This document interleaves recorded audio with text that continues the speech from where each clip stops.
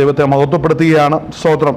നമുക്ക് അല്പനേരം ദൈവസന്നിധിയിൽ സ്തോത്രം ചെയ്യാം, നമുക്ക് പ്രാർത്ഥിക്കാം. ഹല്ലേലൂയ. പരിശുദ്ധനായ ദൈവമേ, സ്വർഗ്ഗ നല്ല പിതാവേ, ഇന്ന് പകൽ നേരം അപ്പാ നിന്റെ വചനത്തിലേക്ക് വീണ്ടും ഞങ്ങൾ അടുത്തു വരുന്നു കർത്താവേ. അനുഗ്രഹിക്കപ്പെട്ട ഒരു സങ്കീർത്തനം കേട്ടു കർത്താവേ. മാറ്റമില്ലാത്ത വചനത്തിലേക്ക് ഞങ്ങൾ വീണ്ടും അടുത്തു വരികയാണ് പരിശുദ്ധാത്മാവേ. ഈ നാളുകളിൽ കർത്താവെ ദൈവസഭയ്ക്ക് വേണ്ടത് അപ്പാ അങ്ങ് നൽകണമേ. അപ്പാ ഞങ്ങൾ ഓരോരുത്തരുടെയും വളർച്ച, ആത്മീക വളർച്ചയെക്കുറിച്ച് നല്ലതുപോലെ അറിയുന്ന സ്വർഗം ഇന്ന് പകൽ നേരം കർത്താവെ അങ്ങയുടെ പ്രവൃത്തി ഞങ്ങളുടെ നടുവിൽ വെളിപ്പെടുത്തണമേ എന്ന് പ്രാർത്ഥിക്കുന്നു. അനുകൂലമായ ദൈവപ്രവർത്തികൾ വെളിപ്പെടുത്തുമാറാകണമേ. ആത്മീക ആഹാരം നൽകണമേ അപ്പാ.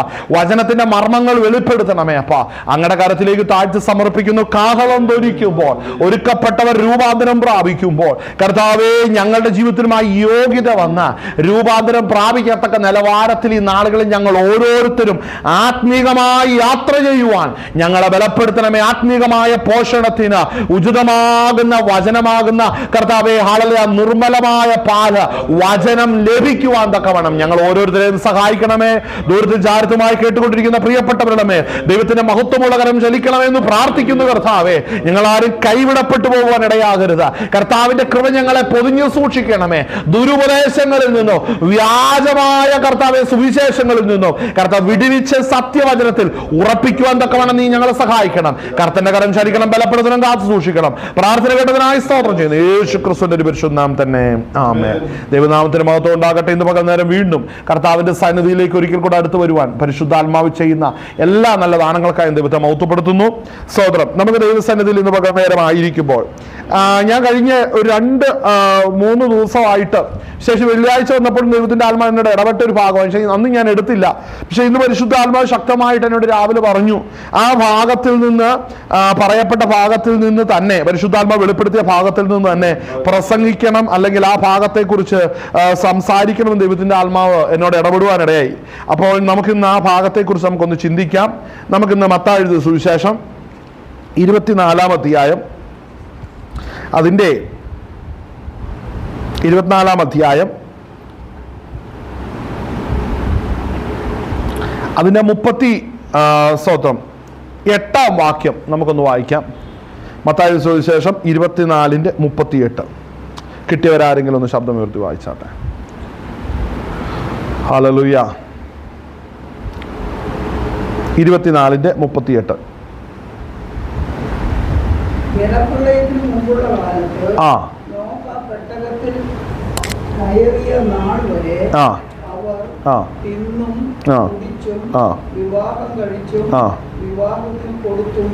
പോന്നു. ജലപ്രളയം വന്ന് എല്ലാവരെയും നീക്കിക്കളയുമ്പോഴും അവർ അറിഞ്ഞതുമില്ല. മനുഷ്യപുത്രന്റെ വരവും അങ്ങനെ തന്നെയാകും. സ്തോത്രം. ദൈവനാമത്തിന് മഹത്വം ഉണ്ടാകട്ടെ. ഇന്ന് ഈ വായിച്ച ഭാഗം എന്ന് പറഞ്ഞാൽ കർത്താവായ യേശു ക്രിസ്തുവിന്റെ ഒലിവുമല പ്രഭാഷണത്തിന്റെ ഒടുവിലത്തേക്ക് വരുമ്പോൾ നമ്മൾ കാണുന്ന രംഗമാണ്. കർത്താവായ യേശു ക്രിസ്തുവിന്റെ വായിൽ നിന്ന് തന്നെ വരുന്ന ഭാഗമാണ് നമ്മളിപ്പോൾ കേട്ടത്. കാരണം യേശു ക്രിസ്തുവിന്റെ മടങ്ങി വരവിനെ കുറിച്ച് കർത്താവ് തന്നെ പറയുകയാണ്. തൻ്റെ വരവിനെ കുറിച്ച് തനിക്കോ സ്വർഗത്തിലെ ഒരു ദൂതന്മാർക്കോ ആ നാളും നാഴികയും സംബന്ധിച്ച് 36-ാം വാക്യം, ആ നാളും നാഴികയും സംബന്ധിച്ച് എൻ്റെ പിതാവ് മാത്രമല്ലാതെ ആരും സ്വർഗത്തിലെ ദൂതന്മാരും പുത്രനും കൂടെ അറിയുന്നില്ല എന്ന് പറഞ്ഞു. അപ്പോൾ കർത്താവിന്റെ മടങ്ങി വരവിന്റെ കാലഘട്ടത്തെ കുറിച്ച് പിന്നെ നമ്മൾ എങ്ങനെ മനസ്സിലാക്കുമെന്ന് ചോദിച്ചാൽ, യേശുക്രിസ്തു പറഞ്ഞ ഒരു ഭാഗമാണ് നമ്മളിപ്പോൾ വായിച്ചത്. നോഹയുടെ കാലം പോലെ, അല്ലെ, നോഹയുടെ കാലം പോലെ മനുഷ്യപുത്രന്റെ വരവ് ആകും എന്ന വിഷയമാണ് യേശുക്രിസ്തു എന്ന് നേരിട്ട് പറയുന്നത്. നോഹയുടെ കാലം പോലെ തന്നെ മനുഷ്യപുത്രന്റെ വരവാകും. ജലപ്രളയത്തിന് മുമ്പുള്ള കാലത്ത് നോഹ പെട്ടകത്തിൽ കയറിയ നാൾ വരെ. അപ്പോൾ 2 കാലഘട്ടമാണ്. അതായത് ജലപ്രളയത്തിന് മുമ്പുള്ള കാലഘട്ടവും പിന്നെ അവിടെ വായിക്കുന്നത് പെട്ടകത്തിൽ കയറിയ നാൾ വരെ. അപ്പോൾ ജലപ്രളയത്തിന് മുമ്പുള്ള കാലഘട്ടം, അത് അടുത്തത് പെട്ടകത്തിൽ കയറിയ നാൾ വരെ. ഈ 2 കാലഘട്ടങ്ങൾക്ക് വളരെ പ്രത്യേകതയുണ്ട്. യേശുക്രിസ്തു പറയുമ്പോൾ ഈ കാലഘട്ടത്തെ കുറിച്ച് വളരെ ശ്രദ്ധയോടെ നമ്മൾ പഠിക്കുകയാണെങ്കിൽ, ആ കാലഘട്ടത്തെ വളരെ ശ്രദ്ധയോടെ നമ്മൾ വീക്ഷിക്കുകയാണെങ്കിൽ, നമ്മുടെ കാലഘട്ടവും നോഹയുടെ കാലഘട്ടവുമായുള്ള ആ റിലേഷൻ നമുക്ക് മനസ്സിലാവും. ആമേൻ. ആ രണ്ട് കാലഘട്ടത്തെക്കുറിച്ച്, ഈ രണ്ട് കാലഘട്ടത്തെക്കുറിച്ച് നമ്മൾ നോക്കുമ്പോഴാണ് കർത്താവിന്റെ പ്രവൃത്തി എപ്പോഴാണ് വെളിപ്പെടുന്നത് എന്ന് നമുക്ക് ഇച്ചിരി വ്യക്തത വരത്തുള്ളൂ. ആമേൻ. അപ്പോൾ നോഹയുടെ കാലഘട്ടം, ആമേൻ, നോഹയുടെ കാലഘട്ടത്തെ കുറിച്ച് പുരാതന ലോകം, പുരാതന കാലഘട്ടം എന്നാണ് അപ്പോസ്തലന്മാർ പറഞ്ഞിരിക്കുന്നത്. നമ്മളിവിടെ വായിക്കുമ്പോൾ നമുക്കതിന്റെ പത്രോസിന്റെ ലേഖനം,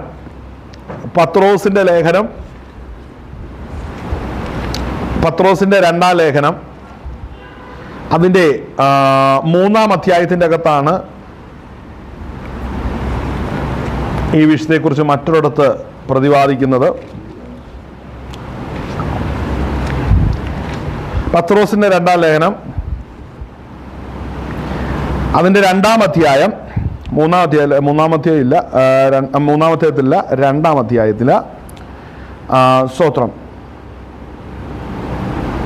അതിന്റെ 2:5 ഒന്ന് വായിക്കാവോ?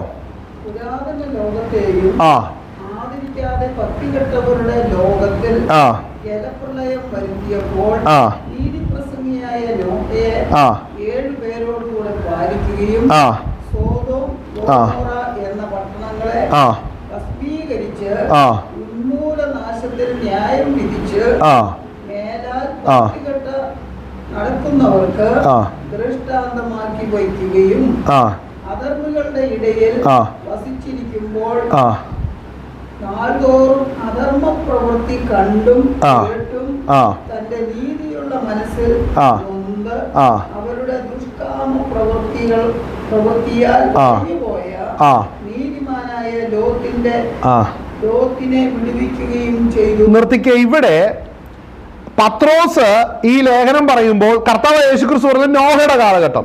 എന്നാൽ പത്രോസ് ഈ വിഷയം പറഞ്ഞു വരുമ്പോൾ പത്രോസ് നോഹയുടെ കാലഘട്ടത്തിന്റെ കൂടെ ലോത്തിന്റെ കാലഘട്ടം കൂടെ കണക്ട് ചെയ്തു. മനസ്സിലാകുന്നു? അപ്പോ നമുക്ക് ഇച്ചിരിയും കൂടെ മനസ്സിലാകുന്നത് നോഹയുടെ കാലഘട്ടം പോലെ തന്നെ ഇമ്പോർട്ടന്റ് ആണ് ഏത് കാലഘട്ടം? ലോത്തിന്റെ കാലഘട്ടവും. മനസ്സിലാകുന്നുണ്ട്? ലോത്തിന്റെ കാലഘട്ടവും വളരെ പ്രാധാന്യമുണ്ട്. അപ്പോൾ തന്നെ ഈ നോഹയുടെ കാലഘട്ടത്തെ കുറിച്ച് നമ്മൾ വായിക്കുമ്പോൾ നമുക്ക് വേറെ 2 ഭാഗങ്ങൾ നമുക്ക് അതിന്റെ കൂടെ നമുക്ക് വായിക്കാം. സ്തോത്രം, അവിടെ നമ്മൾ വായിക്കുമ്പോൾ അതിന്റെ സ്തോത്രം 1 പത്രോസ് 3:20 ഒന്ന് വായിച്ചേ.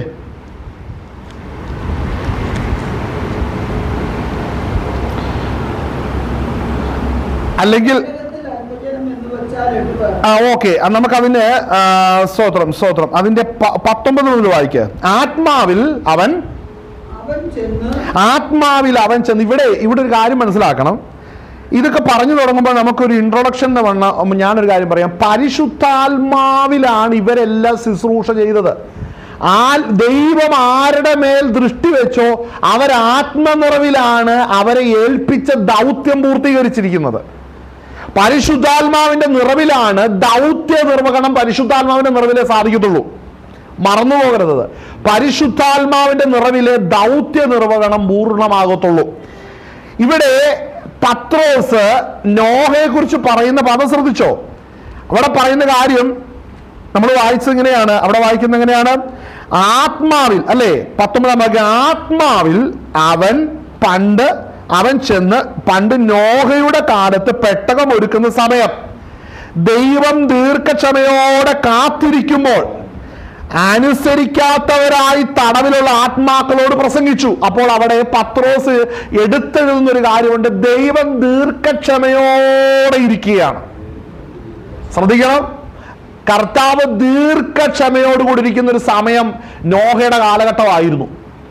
ഇന്നും കർത്താവ് ദീർഘക്ഷമയോടെ ഇരിക്കുകയാണ്. ആർക്ക് വേണ്ടിയാണ്? എന്തിനു വേണ്ടിയാണ്? ഇവിടെ ഒരു കൂട്ടം രൂപാന്തരപ്പെടുവാനുണ്ട്. ഇവിടെ ഒരു ചെറിയ കൂട്ടം, ചെറിയ ആട്ടിൻകൂട്ടം ഇവിടെ രൂപാന്തരപ്പെടുവാനുണ്ട്.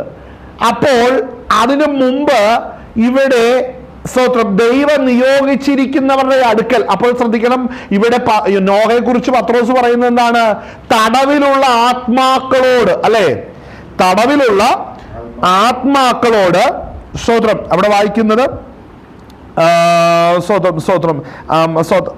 തടവിലുള്ള ആത്മാക്കളോട് പ്രസംഗിച്ചു, അല്ലേ? ദൈവം ദീർഘക്ഷമയോടെ കാത്തിരിക്കുമ്പോൾ അനുസരിക്കാത്തവരായി തടവിലുള്ള ആത്മാക്കളോട് പ്രസംഗിച്ചു. ആ പദം ശ്രദ്ധിച്ചോ? അനുസരിക്കാത്തവരായ, അനുസരിക്കുന്നവരല്ല, അനുസരിക്കാത്ത ഒരു കാലഘട്ടം. അപ്പൊ കൃപ ലഭിച്ചവരാരാ? ഇതിന്റെ ആരാ? ഞാനിത് ചിന്തിച്ചപ്പോൾ ഇത് വിഷയം എൻ്റെ ഉള്ളത്തോട് ഇടപെട്ട് ഞാനിപ്പോൾ കഴിഞ്ഞ ദിവസം എടുക്കാമെന്ന് വിചാരിച്ചപ്പോൾ അന്നത് വേറെ വഴി കൂടെ എല്ലാം പോയി. പക്ഷേ ഇന്ന് എനിക്ക് എടുക്കണമെന്ന് പരിശുദ്ധാത്മാവ് വീണ്ടും ശക്തമായി എന്നോട് ഇടപെടുന്നതുകൊണ്ടാണ് ഞാനിത് വരുന്നത്.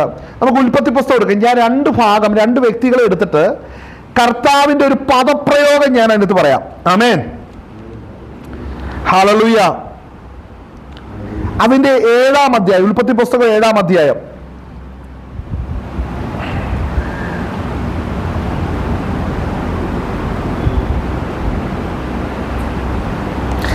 ഏഴിന്റെ 1-ാം വാക്യം വായിക്കാം. അനന്തരം യഹോവ നോഹയോട് കൽപ്പിച്ചതെന്നാൽ, നീയും സർവ്വ കുടുംബവുമായി പെട്ടകത്തിൽ കടക്കുക, ഞാൻ നിന്നെ ഈ തലമുറയിൽ എൻ്റെ മുമ്പാകെ നീതിമാനായി കണ്ടിരിക്കുന്നു.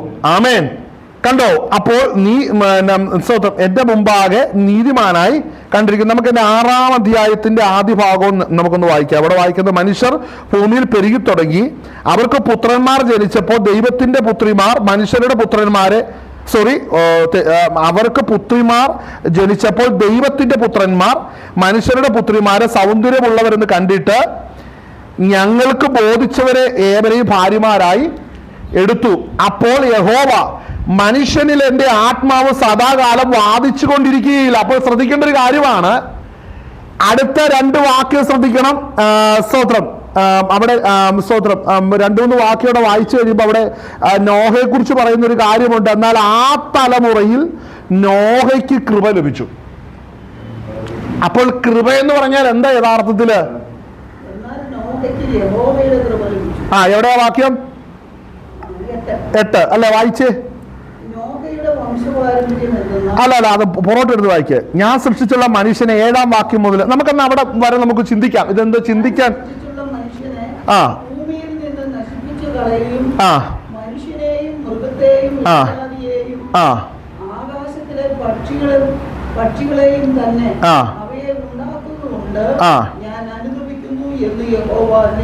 അടുത്ത വാക്യമാണ് വായിക്കുന്നത്, നോഹയ്ക്ക്. അപ്പോൾ ആ കൃപയുടെ ഡെഫിനിഷൻ എന്നാന്ന് ചോദിച്ചാൽ, സ്തോത്രം, അതിന്റെ 3-ാം വാക്യം നമ്മൾ വായിക്കുമ്പോൾ ആ കൃപയുടെ ഡെഫിനിഷൻ എന്നാന്ന് മനസ്സിലാകും. അപ്പോൾ യഹോവ, മനുഷ്യനിൽ എൻ്റെ ആത്മാവ് സദാകാലം വാദിച്ചു കൊണ്ടിരിക്കുകയില്ല, അവർ ജഡം തന്നെയല്ലോ. അപ്പോൾ എന്താണ് കൃപ എന്നാണെന്നറിയാം, കരുണ എന്നാണെന്നറിയാവോ? കരുണ ലഭിച്ചു എന്ന് പറഞ്ഞാൽ ഇന്ന് നമ്മളുടെ ഹൃദയത്തിൽ പരിശുദ്ധാത്മാവ് ഇടപെടുന്നതാണ് കൃപ എന്ന് പറയുന്നത്. അപ്പോൾ നമ്മളെ വഴി നടത്തേണ്ടതിന് ദൈവത്തിന്റെ ആത്മാവ് നമ്മളോട് വാദിക്കുകയും ഇടപെടുകയും ചെയ്യുന്നത് കൊണ്ടാണ് നാം ദൈവകൃപയിൽ നിലനിൽക്കുന്നത്. അപ്പോൾ ദൈവത്തിന്റെ ആത്മാവിൽ നടത്തപ്പെടുന്നവർ മാത്രമാണ് ദൈവകൃപയിൽ ഇരിക്കുന്നുള്ളൂ. അവരാണ് അനർത്ഥത്തിൽ നിന്ന് ഒഴിവുള്ളവരായി തീരുന്നു. മനസ്സിലാവുന്നുണ്ടോ? ഈ ഭാഗം വളരെ ചിന്തിക്കേണ്ട ഒരു കാര്യമാണ്. എന്തുകൊണ്ടാണെന്ന് ചോദിച്ചാൽ, ആ കാലഘട്ടത്തിൽ സ്തോത്രം നോഹയ്ക്ക് യഹോവയുടെ കൃപ ലഭിച്ചു. അപ്പോൾ നോഹയ്ക്ക് കൃപ ലഭിച്ചപ്പോൾ അവന്റെ കുടുംബവും രക്ഷ പ്രാപിക്കും. പക്ഷെ ഇനി മനസ്സിലാക്കിക്കണം, അത് ഈ പുതിയ നിയമത്തിന്റെ വ്യവസ്ഥയിൽ ഒരു വ്യക്തി വിശ്വസിച്ചതുകൊണ്ട് കൂടെ വേറെ ആരും പോകരുത്. പെട്ടകം പണിയുന്ന പരിപാടിയല്ല. ശ്രദ്ധിച്ചേ, നമ്മുടെ പാസ്റ്റർ സ്തോത്രം നല്ല വിശുദ്ധനാ, സഭയിലുള്ളവർക്കെല്ലാം സ്വർഗത്തിൽ പോകാൻ പറ്റുമോ? പോകത്തില്ല. കാര്യം സ്തോത്രം, വിശ്വസിക്കുന്നവരെ പോകുള്ളൂ. ആമേൻ. ഒരുക്കപ്പെട്ടവരെ പോകത്തുള്ളൂ. അങ്ങനെ ഒരു പ്രോജക്റ്റാണ് ഇപ്പോൾ പുതിയ നിയമസഭയ്ക്കകത്ത് വെച്ചിരിക്കുന്നത്. പക്ഷെ ഇത് മനസ്സിലാകേണ്ട ഒരു കാലഘട്ടം എന്ന് പറഞ്ഞാൽ, ഈ കാലഘട്ടത്തിന്റെ പ്രത്യേകത മനസ്സിലാക്കണം. ദൈവം ചിലരെ തെരഞ്ഞെടുത്തിരിക്കുകയാണ്. ഹല്ലേലൂയ, ഹല്ലേലൂയ, സ്തോത്രം. അവിടെ വായിക്കുന്ന കാര്യം എന്താണ്? സ്തോത്രം, സ്തോത്രം, സ്തോത്രം. അവിടെ സ്തോത്രം, സ്തോത്രം. അതിന്റെ 8-ാം വാക്യം വായിച്ചത്, എന്നാൽ നോഹയ്ക്ക്. അടുത്ത വാക്യം,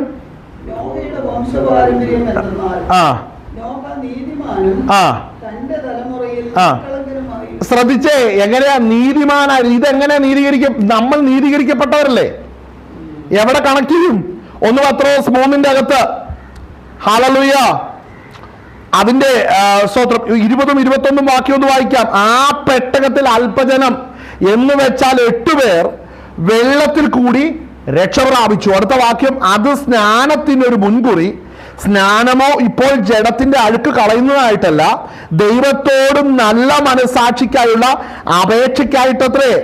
യേശു ക്രിസ്തുവിന്റെ പുനരുത്ഥാനത്തിൽ നമ്മയും രക്ഷിക്കുന്നു. അവൻ സ്വർഗത്തിലേക്ക് പോയി ദൈവത്തിന്റെ വലതുഭാഗത്തിരിക്കുന്നു. ദൂതന്മാരും അധികാരികളും ശക്തികളും അവനും കീഴ്പ്പെട്ടിരിക്കുന്നു. അപ്പോൾ നാം കർത്താവായ യേശു ക്രിസ്തുവിനോട് ചേരുവാൻ സ്നാനപ്പെട്ടപ്പോൾ നാം ക്രിസ്തുയേശുവിന്റെ രക്തം മുഖാന്തരം നീതീകരിക്കപ്പെട്ടവരാണ്.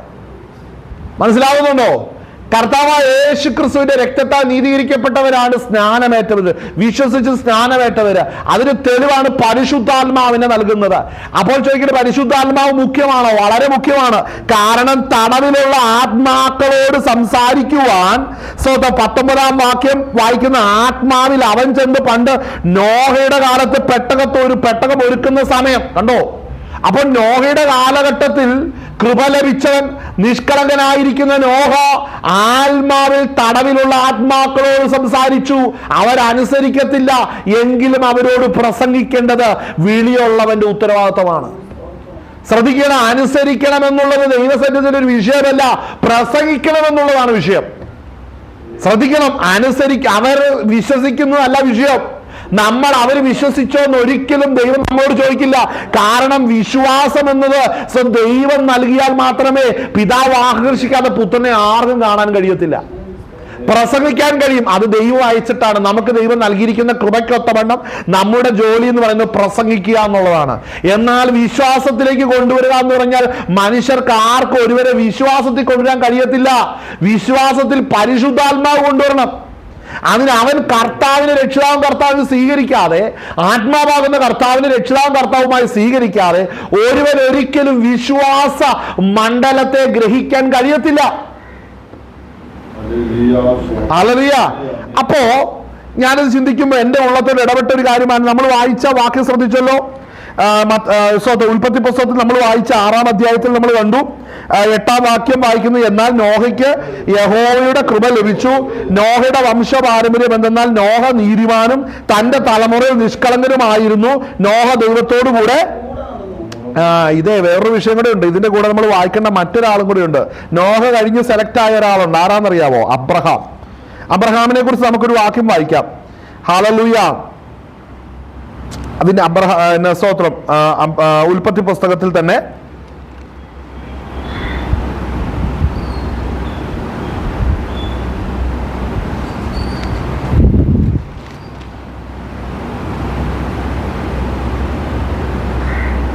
അതിന്റെ 17-ാം വാക്യം ഒന്ന് വായിച്ചേ. 17-ാം അധ്യായം 1-ാം വാക്യം, ഉൽപ്പത്തി പുസ്തകം 17-1. ഇവിടെ ശ്രദ്ധിക്കണം, ഇവിടെ ഇത് കേട്ടിട്ട് വായിക്കണം. അബ്രഹാമിനെ ദൈവം വിളിച്ചു, വേർതിരിച്ചു. ഇപ്പോൾ ഈ വായിക്കുന്ന 17-ാം അധ്യായം എന്ന് പറയുന്നത് എവിടെയാണെന്നറിയാമോ?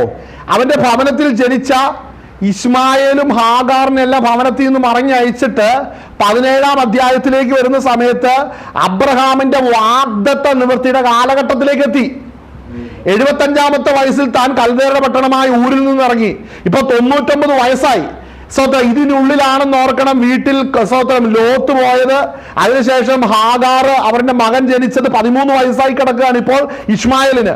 അങ്ങനെ 13 വയസ്സായി കിടന്ന സമയത്ത് അവനെ അവരുടെ ഭവനത്തിൽ നിന്ന് ഇറക്കി വിടുന്ന ഒരു രംഗത്തിലേക്ക് അവിടെ വരികയാണ്. എന്നാൽ അതിനു മുമ്പ് എന്ത് സംഭവിക്കണമെന്നറിയാവോ? ഇവിടെ ദൈവം താൻ വാഗ്ദത്തം ചെയ്ത വാഗ്ദത്ത നിവൃത്തിയിലേക്ക് ആരെ കൊണ്ടുവരണം? അബ്രഹാമിനെ കൊണ്ടുവരണം. ഞാൻ ചിന്തിക്കുന്ന ഒരു കാര്യമുണ്ട്. ദൈവം നമുക്ക് വാഗ്ദത്തം ചെയ്തിട്ടുണ്ടെങ്കിൽ, ശ്രദ്ധിക്കണേ, വാഗ്ദത്തങ്ങൾ ദൈവം ചെയ്തിട്ടുണ്ടെങ്കിൽ വാഗ്ദത്തം കൽപ്പിക്കുന്ന ഒരു കാലഘട്ടമുണ്ട്. അതിനുശേഷം വാഗ്ദത്ത നിവൃത്തിക്ക് തൊട്ടു മുമ്പ് ദൈവത്തിന്റെ 2ാമത്തെ സന്ദർശനമുണ്ട്. ഞാൻ ദൈവസന്നിധി പഠിച്ചപ്പോൾ ദൈവത്തിന്റെ ആത്മാവ് എന്നോട് ഇടപെട്ട കാര്യം നമ്മളെ ഒരു വാഗ്ദത്തം, ശുശ്രൂഷയോടുള്ള ബന്ധത്തിലായിക്കോട്ടെ, നമ്മളുടെ ഭാവി വിഷയമായിക്കോട്ടെ, അല്ലെങ്കിൽ എന്ത് വിഷയത്തെക്കുറിച്ചും ദൈവം നമുക്കൊരു വാഗ്ദത്തം നൽകിയിട്ടുണ്ടെങ്കിൽ വാഗ്ദത്തം നൽകുന്ന ഒരു കാലഘട്ടമുണ്ട്, അത് നിവർത്തിക്കുന്ന ഒരു കാലഘട്ടമുണ്ട്. നിവർത്തിക്കുന്ന കാലഘട്ടത്തിന് മുമ്പ് വാഗ്ദത്തം ചെയ്തവൻ നിവൃത്തിയുടെ സമയത്ത് ഇറങ്ങി വന്ന് നമ്മളോട് വീണ്ടും ഓർപ്പിച്ച് അത് മഹത്വത്തിലേക്ക് കൊണ്ടുവരും. അങ്ങനെ ദൈവം ചെയ്തുകൊണ്ടിരിക്കുന്നു. അപ്പോൾ നോഹയുടെ കാലഘട്ടത്തിൽ ഇത് തന്നെ സംഭവിച്ചു. മനുഷ്യന്റെ ഉള്ളിൽ അവിടെ വായിക്കുന്ന സ്തോത്രം അതിന്റെ ഉൽപ്പത്തി 6:3 നമ്മൾ വായിച്ചു.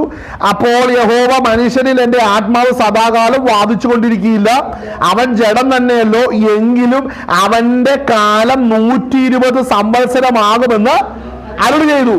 അപ്പോൾ സ്തോത്രം, ഈ വിഷയങ്ങളെല്ലാമാണ് എവിടെ പോയി തടവിലുള്ള ആത്മാക്കളോട് പ്രസംഗിക്കാൻ ചെന്നേ. അപ്പോൾ മനുഷ്യന്റെ ആയുസ് എത്രയാണെന്നറിയാമോ? 700, 800, 900, 1000 ഒക്കെയാണ് മനുഷ്യ. 1000-ന് അടുത്താന്ന് ഓർക്കണം. എല്ലാ പഴയ അല്ലെങ്കിൽ നോഹയുടെ കാലഘട്ടത്തിലുള്ള വിശുദ്ധന്മാരുടെ എല്ലാം പ്രായം എന്ന് പറയുന്നത് അതാണ്. 1000-ന് അടുത്താണ് പറയാം. അപ്പൊ 1000-ന് പ്രായം നിൽക്കുന്ന മനുഷ്യരോട് പറയുകയാണ്, ഇനി നമ്മുടെ വയസ്സ് ഏറിയ 120 വയസ്സായിട്ട് കുറയും. അതായത് കുഞ്ഞുങ്ങൾക്ക് 100 വയസ്സുണ്ട്. അപ്പൊ കുഞ്ഞുങ്ങൾക്ക് 100 വയസ്സുള്ള കാലഘട്ടത്തിലാന്ന് ഓർക്കണം. ഇവര് പറയുന്നത് എന്താണെന്നറിയാവോ? ഈ 900, 800, 700 ഒക്കെ വയസ്സുള്ളവരോട് പറയും, നമ്മളുടെ ആയുസ് ഇനി 120 വയസ്സായിട്ട് ചുരുങ്ങും. 120 വയസ്സാകുമ്പോൾ ഭൂമിയിൽ നിന്ന് പൂർണ്ണത വന്ന് മാറ്റപ്പെടുന്ന ഒരു കാലഘട്ടം വരാൻ പോകാന്ന് പറഞ്ഞപ്പോൾ ആരും വിശ്വസിക്കൂല. അതിന്റെ കൂടെയാണ് അടുത്ത കാര്യം പറഞ്ഞ് ജലപ്രളയം വരുന്നുണ്ട്. ഇത് രണ്ടും ആ കാലഘട്ടത്തിൽ വിശ്വസിക്കാൻ പറ്റുന്ന കാര്യമല്ലായിരുന്നു. മനുഷ്യന്റെ ആയുസ് കുറയുമെന്ന് പറയുന്നതും മഴ പെയ്യുമെന്ന് പറയുന്നതും രണ്ടും ഉൾക്കൊള്ളാൻ കഴിയാത്ത കാലഘട്ടത്താണ് നോഹ പ്രസംഗിച്ചത്. മനസ്സിലാവുന്നുണ്ടോ? ഈ രണ്ട് കാര്യം വളരെ ശ്രദ്ധിക്കണം. ഈ വിഷയം എന്റെ ഉള്ളിലേക്ക് വന്നപ്പോൾ നമുക്ക് അതിന്റെ കൂടെ ഒരു കാര്യം കൂടെ വായിക്കണം. അവിടെ 120 വയസ്സാവും പറഞ്ഞു അല്ലേ? സംവത്സരമാകുമെന്ന് അരുളി ചെയ്തു. അപ്പോൾ ഈ 120 വയസ്സിൽ എന്ത് സംഭവിച്ചു? ഇത് കേൾക്കുന്നവരാരും ഒരു 500 വയസ്സിന് മുകളിൽ പ്രായമുള്ളവരാ കേൾക്കുന്നത് മുഴുവനും. ശ്രദ്ധിച്ചോ? അപ്പോൾ ദൈവത്തിന്റെ കൂടെ നടക്കാൻ വിളിക്കപ്പെട്ടവരാകെ നോഹ മാത്രമേ ഉള്ളൂ. നോഹയെ കുറിച്ച് കൂടുതൽ നമ്മൾ പഠിക്കുന്ന സമയത്ത് അവിടെ മനസ്സിലാക്കണം, അവിടെ അതിക്രമം തികഞ്ഞുകൊണ്ടിരിക്കുകയാണ്, വഷളത്വം തികഞ്ഞുകൊണ്ടിരിക്കുകയാണ് ചെയ്യുന്നത്. അപ്പോൾ ശ്രദ്ധിക്കണം, നമ്മൾ വായിച്ച ഉൽപ്പത്തി പുസ്തകം 17-ാം അധ്യായത്തിന്റെ അകത്ത് ചെല്ലുമ്പോൾ ഈ വാഗ്ദത്തം ആർക്ക് കൊടുക്കുകയാണ്? അബ്രഹാമിന് കൊടുക്കുമ്പോൾ തൊട്ടടുത്ത അധ്യായത്തിലാണെന്ന് ഓർക്കണം. സോദോമും ഗോമോറ നശിപ്പിക്കുന്ന അധ്യായം തൊട്ടടുത്തതാ. നമ്മൾ വായിച്ചു നോഹയുടെ കാലഘട്ടവും ലോത്തിന്റെ കാലഘട്ടവും ഒരുപോലെയാണ്. എവിടെ വായിച്ചു? പത്രോസിന്റെ ലേഖനത്തിൽ വായിച്ചു ഇല്ലേ? നോഹയുടെ കാലഘട്ടവും ലോത്തിന്റെ കാലഘട്ടവും ഒരുപോലെയാണ്. രണ്ടും ഒരുപോലെയാണ്. രണ്ടും നടക്കുന്നത് ഈ അനർത്ഥം വന്ന് അവരെ വിഴുങ്ങുന്നത് വരെ അവരറിഞ്ഞില്ല എന്നുള്ള കാര്യമാണ് പത്രോസ് എടുത്തു പറയുന്നത്. ആരെയാണോ നശിപ്പിക്കുവാൻ ദൈവം പദ്ധതി ഇട്ടിരിക്കുന്നത് അവരൊരിക്കലും അവരുടെ ഉദ്ധാരണത്തിന്റെ വഴികൾ കാണാതെ പോകും. അവർക്കൊരു ഉദ്ധാരണം ഉണ്ടാകത്തില്ല. അതുകൊണ്ട് ശ്രദ്ധിക്കണം, നമ്മൾ എപ്പോഴും ദൈവകൃപയിലായിരിക്കണം കേട്ടോ. ഇച്ചിരികൂടെ വ്യക്തമായിട്ട് തന്നെ അഭിഷേകത്തിന്റെ നിറവിൽ ആയിരിക്കണം. ഹല്ലേലൂയ. അഭിഷേകത്തിന്റെ നിറവിൽ അല്ലെങ്കിൽ ഒരിക്കലും നിന്റെ ശരീരം രൂപാന്തരപ്പെടില്ല. ശ്രദ്ധിച്ചേ, ഹല്ലേലൂയ. നിന്റെ ശരീരം രൂപാന്തരപ്പെടുന്ന പരിശുദ്ധാത്മാവ് നിന്റെ ഹൃദയത്തിൽ ഉണ്ടെങ്കിൽ നീ പരിശുദ്ധാത്മാവ്, നിന്റെ ഹൃദയത്തിലുള്ള പരിശുദ്ധാത്മാവിനെ അനുസരിച്ച് നീ ജീവിച്ചാൽ മാത്രമാണ് നിന്റെ ശരീരം രൂപാന്തരപ്പെടത്തുള്ളൂ. ആത്മാവിനെ അനുസരിച്ച് ജീവിച്ചിരിക്കുന്നവരുടെ എല്ലാം ശരീരം രൂപാന്തരപ്പെടും. ഇതുവരെ നീ ആത്മാവിനെ അനുസരിച്ചിട്ടില്ലെങ്കിൽ നിന്റെ ശരീരം രൂപാന്തരപ്പെടത്തില്ല. ഇതുവരെ അഭിഷേകം പ്രാപിച്ചിട്ട് നീ അഭിഷേകം പ്രാപിക്കണം. ഹല്ലേലൂയ. കാര്യങ്ങളെ ഗ്രഹിക്കണം. ഇന്ന് ശിശുവായിട്ടിരിക്കരുത്. നീ ശിശു എന്ന് വെച്ച് നിന്നെ കൊണ്ടുപോകത്തില്ല. ഒരു കാര്യം മനസ്സിലാക്കണം, ദൈവം നിഷ്കളങ്കനാണെന്ന് ആരെക്കുറിച്ച് പറയുന്നു അവനാ നിഷ്കളങ്കൻ. അല്ല നമ്മൾ നോക്കുമ്പോൾ ചോദിച്ചാലും അവർ പറയുന്നത് ഇങ്ങനെ ഈ കോമ സ്റ്റേജിൽ ഇങ്ങനെ ഇരിക്കും. അവനൊന്നും അല്ല നിഷ്കളങ്കൻ. ദൈവം നിഷ്കളങ്കനാകുവാൻ ദൈവം കൃപ നൽകണം. ഇവിടെ നോഹയ്ക്ക് കൃപ ലഭിച്ചു. അതുപോലെ 17-ാം അധ്യായം ഉൽപ്പത്തി പുസ്തകം 17-ാം അധ്യായം ഒന്ന് വായിച്ചേ. 17-ന്റെ ഒന്ന് വായിച്ചേ. ഇവിടെ ശ്രദ്ധിക്കണം, 75-ാമത്തെ വയസ്സ് കഴിഞ്ഞ് 99 വയസ്സ് വരെ ദീർഘകാലഘട്ടം വലിയൊരു സൈലന്റ് ആണ് ഈ വീട്ടില്. അതായത് ശ്രദ്ധിക്കണം, നമ്മളോടൊരു വാക്തത്വം പറഞ്ഞാൽ വാക്തത്വം നിറവേറുന്ന കാലഘട്ടം വരെ നമ്മൾ അതിനുവേണ്ടി നിൽക്കുന്നുണ്ടോ എന്ന് നോക്കും. ഈ വിഷയത്തിൽ ഞാനും പ്രശ്നക്കാരനാണ് അല്ലേ? പക്ഷെ ചിരിച്ചിട്ട് കാര്യമില്ല, യാഥാർത്ഥ്യമല്ല. സ്തോത്രം. ദൈവത്തിന്റെ ആത്മാവ് ഇടപെടുന്നതുവരെ കാത്തിരുന്നേ മതിയാകത്തുള്ളൂ. ഇതിന്റെ ഇടയിൽ സ്തോത്രം ഹാഗാറും ഇസ്മായിലൊന്നും വന്ന് കയറരുത്. വലിയ വിഷയമാണ്. ദൈവം വാക്തത്വം കേട്ടോ. അപ്പൊ ഞാനൊരു കാര്യം പറയട്ടെ, നമ്മളൊക്കെ എത്രയോ വാക്തത്വം കേട്ടിട്ടുള്ളവരാ അല്ലേ? കേട്ടെ നമ്മളൊക്കെ പല വാക്തത്വം കേട്ടിട്ടില്ലേ? അതിനായിട്ട് കാത്തിരുന്നിട്ടുണ്ടോ? കാത്തിരിക്കുമ്പോൾ ഇതിന്റെ ഇടയിൽ പ്രശ്നങ്ങൾ വരും. ദൈവം അനുഗ്രഹിക്കാന്ന് പറഞ്ഞാൽ വിളിച്ചാൽ നമ്മൾ വിശ്വസിച്ചത് എന്നാണെന്നറിയോ? ദൈവം അബ്രഹാമിനെ വിളിച്ചതിന്റെ പിറ്റത്തെ വർഷം അവൻ അനുഗ്രഹിക്കപ്പെട്ട ആടുമാടുകൾ സമ്പത്തൊക്കെ ആയിട്ട് എല്ലാം അങ്ങ് ആകുമായിരുന്നു. ഇത് എവിടുന്നാ പഠിച്ചേ? 25 വർഷം ദൈവം ടെസ്റ്റ് ചെയ്തവന്. 25 വർഷം അവനെ ടെസ്റ്റ് ചെയ്തു അല്ലേ? ടെസ്റ്റ് ചെയ്യുന്ന സമയത്ത് മടങ്ങി വരുമ്പോ ശ്രദ്ധിക്കണം, മടങ്ങി അബ്രഹാം വരുമ്പോ അവിടെ വരുന്ന സമയത്ത് അവിടെ കാണുന്ന സംഭവം എന്ന് പറഞ്ഞാൽ അവിടെ ഇസ്മായിൽ വീട്ടിലുണ്ട്. ഇപ്പൊ പറയും എനിക്ക് എൻ്റെ അവകാശിയായിട്ട് ഇസ്മായിൽ ഇരുന്നാൽ മതി എന്ന് പറഞ്ഞപ്പോ ദൈവം എടുത്തു പറഞ്ഞ അങ്ങനെയല്ല, നിന്റെ ഭാര്യ സാറ തന്നെ പ്രസവിക്കും. 25 വർഷം മുമ്പ് പറഞ്ഞത് എന്നാണെന്നറിയാവോ? 25 വർഷം മുമ്പ് അബ്രഹാമിനോട് പറഞ്ഞപ്പോ അബ്രഹാമിനോട് പറഞ്ഞു നിന്റെ ഉദരത്തിൽ നിന്നൊരു സന്തതി ഉണ്ടാവും പറഞ്ഞു. അപ്പോ അവര് വിചാരിച്ചത്, അബ്രഹാം വിചാരിച്ചത് ഞാൻ അപ്പനായിട്ടിരിക്കുക, എനിക്ക് ഉണ്ടാകുന്നവരല്ല ഈ വാക്തത്വത്തിൽ പെടുമെന്നാണ് അബ്രഹാം വിചാരിച്ചത്. അങ്ങനെ 25 വർഷം വിചാരിച്ചുകൊണ്ടിരുന്നു. 99ാമത്തെ വയസ്സിലായപ്പോഴാണ് അതല്ല, സാറായിൽ തന്നെയാണ് വാക്തത്വം വരുന്നതെന്ന് പറഞ്ഞപ്പോഴാണ് സാറ കുനിഞ്ഞു കടന്ന് ചിരിച്ചത്. എനിക്ക് തന്നെയായിരുന്നോ ഇത്? ശ്രദ്ധിക്കണം, അത് വളരെ പ്രാധാന്യമുണ്ട്. മനസ്സിലാക്കി, 25 വർഷത്തിന്റെ ഗ്യാപ്പ് ഉണ്ടായിരുന്നു ഒരു വാഗ്ദത്തം അല്ല ഒരു ദർശനത്തെക്കുറിച്ച് ഒരു ആലോചന ദൈവം പറയുന്നതിന്റെ വ്യക്തത വരുന്നത്. ആദ്യം കേട്ടത് അബ്രഹാമേ നിനക്കൊരു സന്തതി ജനിക്കും, നിന്റെ ഉദരത്തിൽ നിന്ന് തന്നെ അല്ല നിന്നിൽ നിന്ന് തന്നെ ഉരുവാകൂന്ന് പറഞ്ഞപ്പോ താൻ ആരോടുകൂടെ ശയിച്ച് ഉണ്ടാകുന്ന മകനോ അവൻ വാക്തത്വ സന്തതിയാണെന്ന് ചോദിച്ചു. പക്ഷെ 25 വർഷം കഴിഞ്ഞ് നിന്റെ ഭാര്യയാകുന്ന സാറ തന്നെ പ്രസവിച്ച് ഒരു മകൻ ഉണ്ടാവും, മകൻ ഇസഹാക്കെന്ന് പേരിടണമെന്ന് പറഞ്ഞപ്പോഴാണ് സംഭവം ഇതുവരെ ഓടിയത് തെറ്റായിരുന്നു മനസ്സിലായത്. മകന്റെ പേര് ഉൾപ്പെടെ പറഞ്ഞപ്പോഴാണ് ആ ഓട്ടത്തിന്റെ പ്രശ്നം മനസ്സിലായത്. ശ്രദ്ധിക്കണം, അവിടെ നമ്മൾ കാത്തിരിക്കണം അല്ലെ? എനിക്കുള്ള ദൂത, വിൻസെന്റിനുള്ള ദൂതാണിത്. കാത്തിരിക്കാൻ പറഞ്ഞാൽ കാത്തിരിക്കണം. ആമേൻ.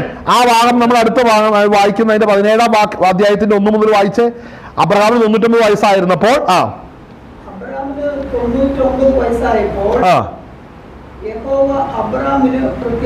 പ്രത്യക്ഷനായി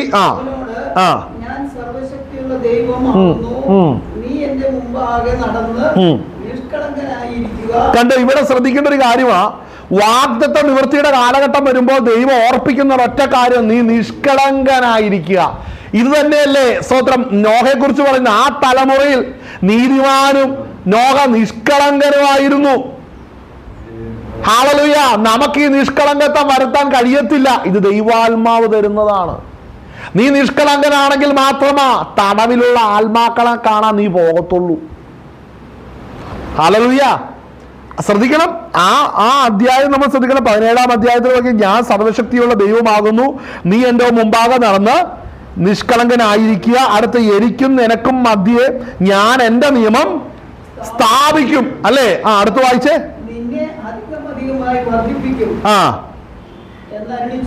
അരുളി ചെയ്തു. ദൈവം അവനോട് അരുളി ചെയ്തത് എന്തെന്നാൽ, എനിക്ക് നിന്നോട് ഒരു നിയമമുണ്ട്, നീ ബഹുജാതികൾക്ക് പിതാവാകും. സ്തോത്രം. കണ്ടോ, അവിടെ വായിക്കുന്ന കാര്യം ശ്രദ്ധിച്ചോ? അവിടെ ബഹുജാതികൾക്ക് അപ്പോൾ ഈ നിയമം ചെയ്യുന്ന വിഷയമാണ് വിഷയം. നിയമം ചെയ്തിട്ടുണ്ടോ എന്നുള്ളതാണ് വിഷയം അല്ലേ? ഹല്ലേലൂയ. നമ്മളത് വായിക്കുമ്പോൾ നമുക്ക് വായിച്ച പത്രോസിന്റെ 1-ാം ലേഖനം 3-ാം അധ്യായം, ഹല്ലേലൂയ, അതിന്റെ സ്തോത്രം അതിന്റെ 19 മുതൽ വായിച്ചേ. 1 പത്രോസ്.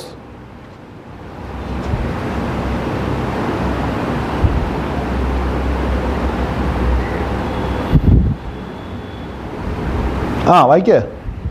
ആത്മാവിൽ അവൻ ചെന്ന് പണ്ട് നോഹയുടെ കാലത്ത് പെട്ടകം ഒരുക്കുന്ന സമയം ദൈവം ദീർഘക്ഷമയോടെ കാത്തിരിക്കുമ്പോൾ അനുസരിക്കാത്തവരായി തടവിലുള്ള ആത്മാക്കളോട് പ്രസംഗിച്ചു. ആ പെട്ടകത്തിൽ അല്പജനം എന്ന് വെച്ചാൽ 8 പേർ വെള്ളത്തിൽ കൂടി രക്ഷ പ്രാപിച്ചു. അത് സ്നാനത്തിന് മുൻകുറി സ്നാനമോ ഇപ്പോൾ ജഡത്തിന്റെ അഴുക്ക് കളയുന്നതായിട്ടല്ല, ദൈവത്തോട് നല്ല മനസാക്ഷിക്കായുള്ള അപേക്ഷയായിട്ടത്രേ യേശുക്രിസ്തുവിന്റെ പുനരുത്ഥാനത്താൽ നമ്മെയും രക്ഷിക്കുന്നു. സ്തോത്രം. അപ്പോൾ നമ്മൾ വായിച്ച ആ വാക്യത്തിന്റെ അകത്തേക്ക് വരുമ്പോൾ അതിന് സ്തോത്രം 1 പത്രോസ് 3:20 വായിച്ചേ. 1 പത്രോസ് 3:6 നമ്മളൊന്ന് വായിക്കാം. 2 പത്രോസ് 3:6.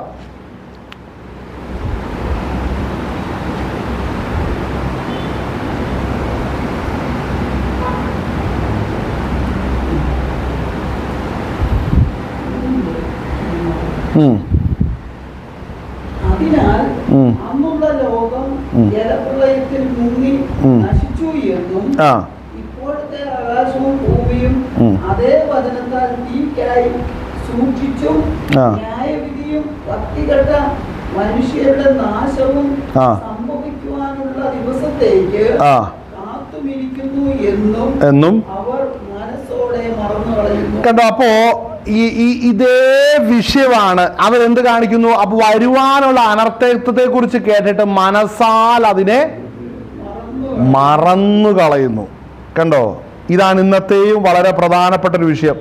അവിടെ വായിക്കുന്നത് ആകാശം വെള്ളത്തിൽ നിന്ന് വെള്ളത്താൽ ഉളവായ ഭൂമിയും പണ്ട് ദൈവത്തിന്റെ വചനത്താൽ ഉണ്ടായി എന്നും അതിനാൽ അന്നുള്ള ലോകം ജലപ്രളയത്താൽ മുങ്ങി നശിച്ചു എന്നും ഇപ്പോഴത്തെ ആകാശവും ഭൂമിയും അതേ വചനത്താൽ തീക്കായി സൂക്ഷിച്ചും ന്യായവിധിയും ഭക്തികെട്ട മനുഷ്യരുടെ നാശവും സംഭവിക്കുവാനുള്ള ദിവസത്തേക്ക് കാത്തുമിരിക്കുന്നു എന്ന് അവർ മനസ്സോടെ കണ്ടോ? ഇത് ഇങ്ങനെയുള്ളവരുടെ അപ്പൊ എന്താ വിഷയം എന്നാണ്?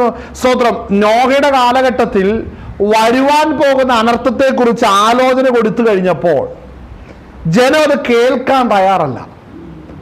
ഇന്നത്തെ കാലഘട്ടം അതാണ് പ്രത്യേകത. എന്താണ് ഈ കാലഘട്ടത്തിൽ സഭയ്ക്കുള്ളിൽ നടക്കുന്നത് എന്ന് പറഞ്ഞു കഴിഞ്ഞാൽ അത് കേൾക്കാൻ തയ്യാറല്ല. ഇനിയൊരു ന്യായവിധി വരുന്നുണ്ട്. അതിനു മുമ്പ് ലോകം തീരുവാണ്. അതിനു മുമ്പ് ഒരുക്കപ്പെടണം. ആത്മാവിലെയും ജഡത്തിലെയും സകല കന്മഷവും നീക്കപ്പെടണമെന്ന് പറയുമ്പോൾ ഇന്ന് ദൈവദാസന്മാര് ലോകമോഹം പ്രസംഗിച്ചുകൊണ്ടിരിക്കുകയാണ്. ലോകത്തിലെ സുഖങ്ങൾ പ്രസംഗിച്ചുകൊണ്ടിരിക്കുകയാണ്. അതായത് ഇവര് യഥാർത്ഥത്തിൽ പിശാചിന്റെ കയ്യിലെ സ്തോത്രം ആയുധങ്ങളായിട്ട് ഉപയോഗിക്കപ്പെട്ട് സഭയെ നശിപ്പിച്ചുകൊണ്ടിരിക്കുകയാണ് ചെയ്യുന്നത്. ഹല്ലേലൂയ. അപ്പോൾ അത് എന്തുകൊണ്ടാണ്? അപ്പോൾ മനസ്സിലാക്കണം, ഇത് പുറകിൽ നിൽക്കുന്നവരെല്ലാം മുമ്പിൽ നിൽക്കുന്നവരാണ് ഇതിനെ നിഷേധിക്കുന്നത്. ഹല്ലേലൂയ. കപ്പലിനെ അമരത്തിരിക്കുന്നവൻ തന്നെ അതിനെ വഴി തെറ്റിച്ചാൽ ആ കപ്പലിന്റെ ഗതി എന്താവും? ഇതുപോലെ തന്നെ പിശാചിന്ന് സ്വന്തം നേതൃത്വത്തിലിരിക്കുന്ന അനേകരെ വഴി തെറ്റിച്ചുകൊണ്ടിരിക്കുകയാണ്. ഹല്ലേലൂയ.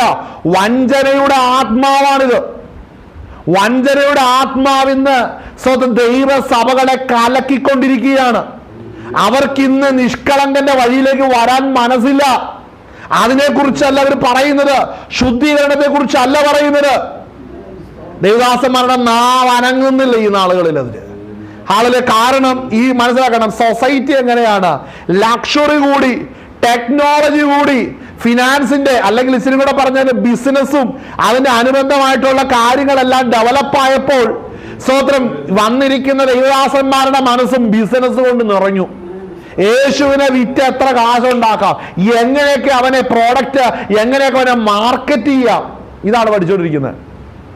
സുവിശേഷം എങ്ങനെയൊക്കെ മാർക്കറ്റ് ചെയ്യാം, ഈ വക എല്ലാ മ്ലേച്ഛതകളും മാറുന്ന കാലഘട്ടമാണിത്. മാറേണ്ട കാലഘട്ടമാണിത്. പക്ഷെ അനേകരും അടങ്ങി വരുന്നില്ല. ഹല്ലേലൂയ. തടവിലുള്ള ആത്മാക്കളോട് പറഞ്ഞാലും കൃപ ലഭിച്ചില്ലെങ്കിൽ പെട്ടകത്തിൽ കയറുമെന്ന് വിചാരിക്കരുത്. ഹല്ലേലൂയ. പെട്ടകത്തിൽ കയറുമെന്ന് വിചാരിക്കരുത്. ഹല്ലേലൂയ. നമ്മൾ ആ ഭാഗം നമ്മൾ വായിക്കുമ്പോൾ നമ്മൾ വായിച്ച രണ്ട് കാലഘട്ടം, ലോത്തിന്റെ കാലഘട്ടവും സ്തോത്രം നോഹയുടെ കാലഘട്ടം. ഈ രണ്ട് കാലഘട്ടത്തിന് മുമ്പും ദൈവത്തിന്റെ ദൂതന്മാർ ഇറങ്ങി വന്നു, അല്ലേ? ദൈവത്തിന്റെ ദൂതനാണെങ്കിൽ ആർക്ക്? നോഹയ്ക്ക് ദർശനം കൊടുത്തു. നീ വരുവാൻ പോകുന്ന കാര്യം എന്താണെന്ന് കാണിച്ചു കൊടുത്തു. ഹല്ലേലൂയ. നമ്മളവിടെ വായിക്കുമ്പോൾ ഉൽപ്പത്തി പുസ്തകത്തിൽ നമ്മൾ കാണുമ്പോൾ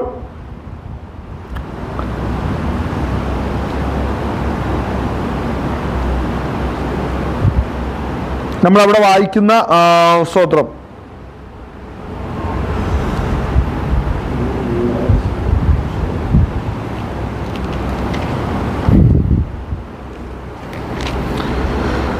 ഹല്ലേലൂയ.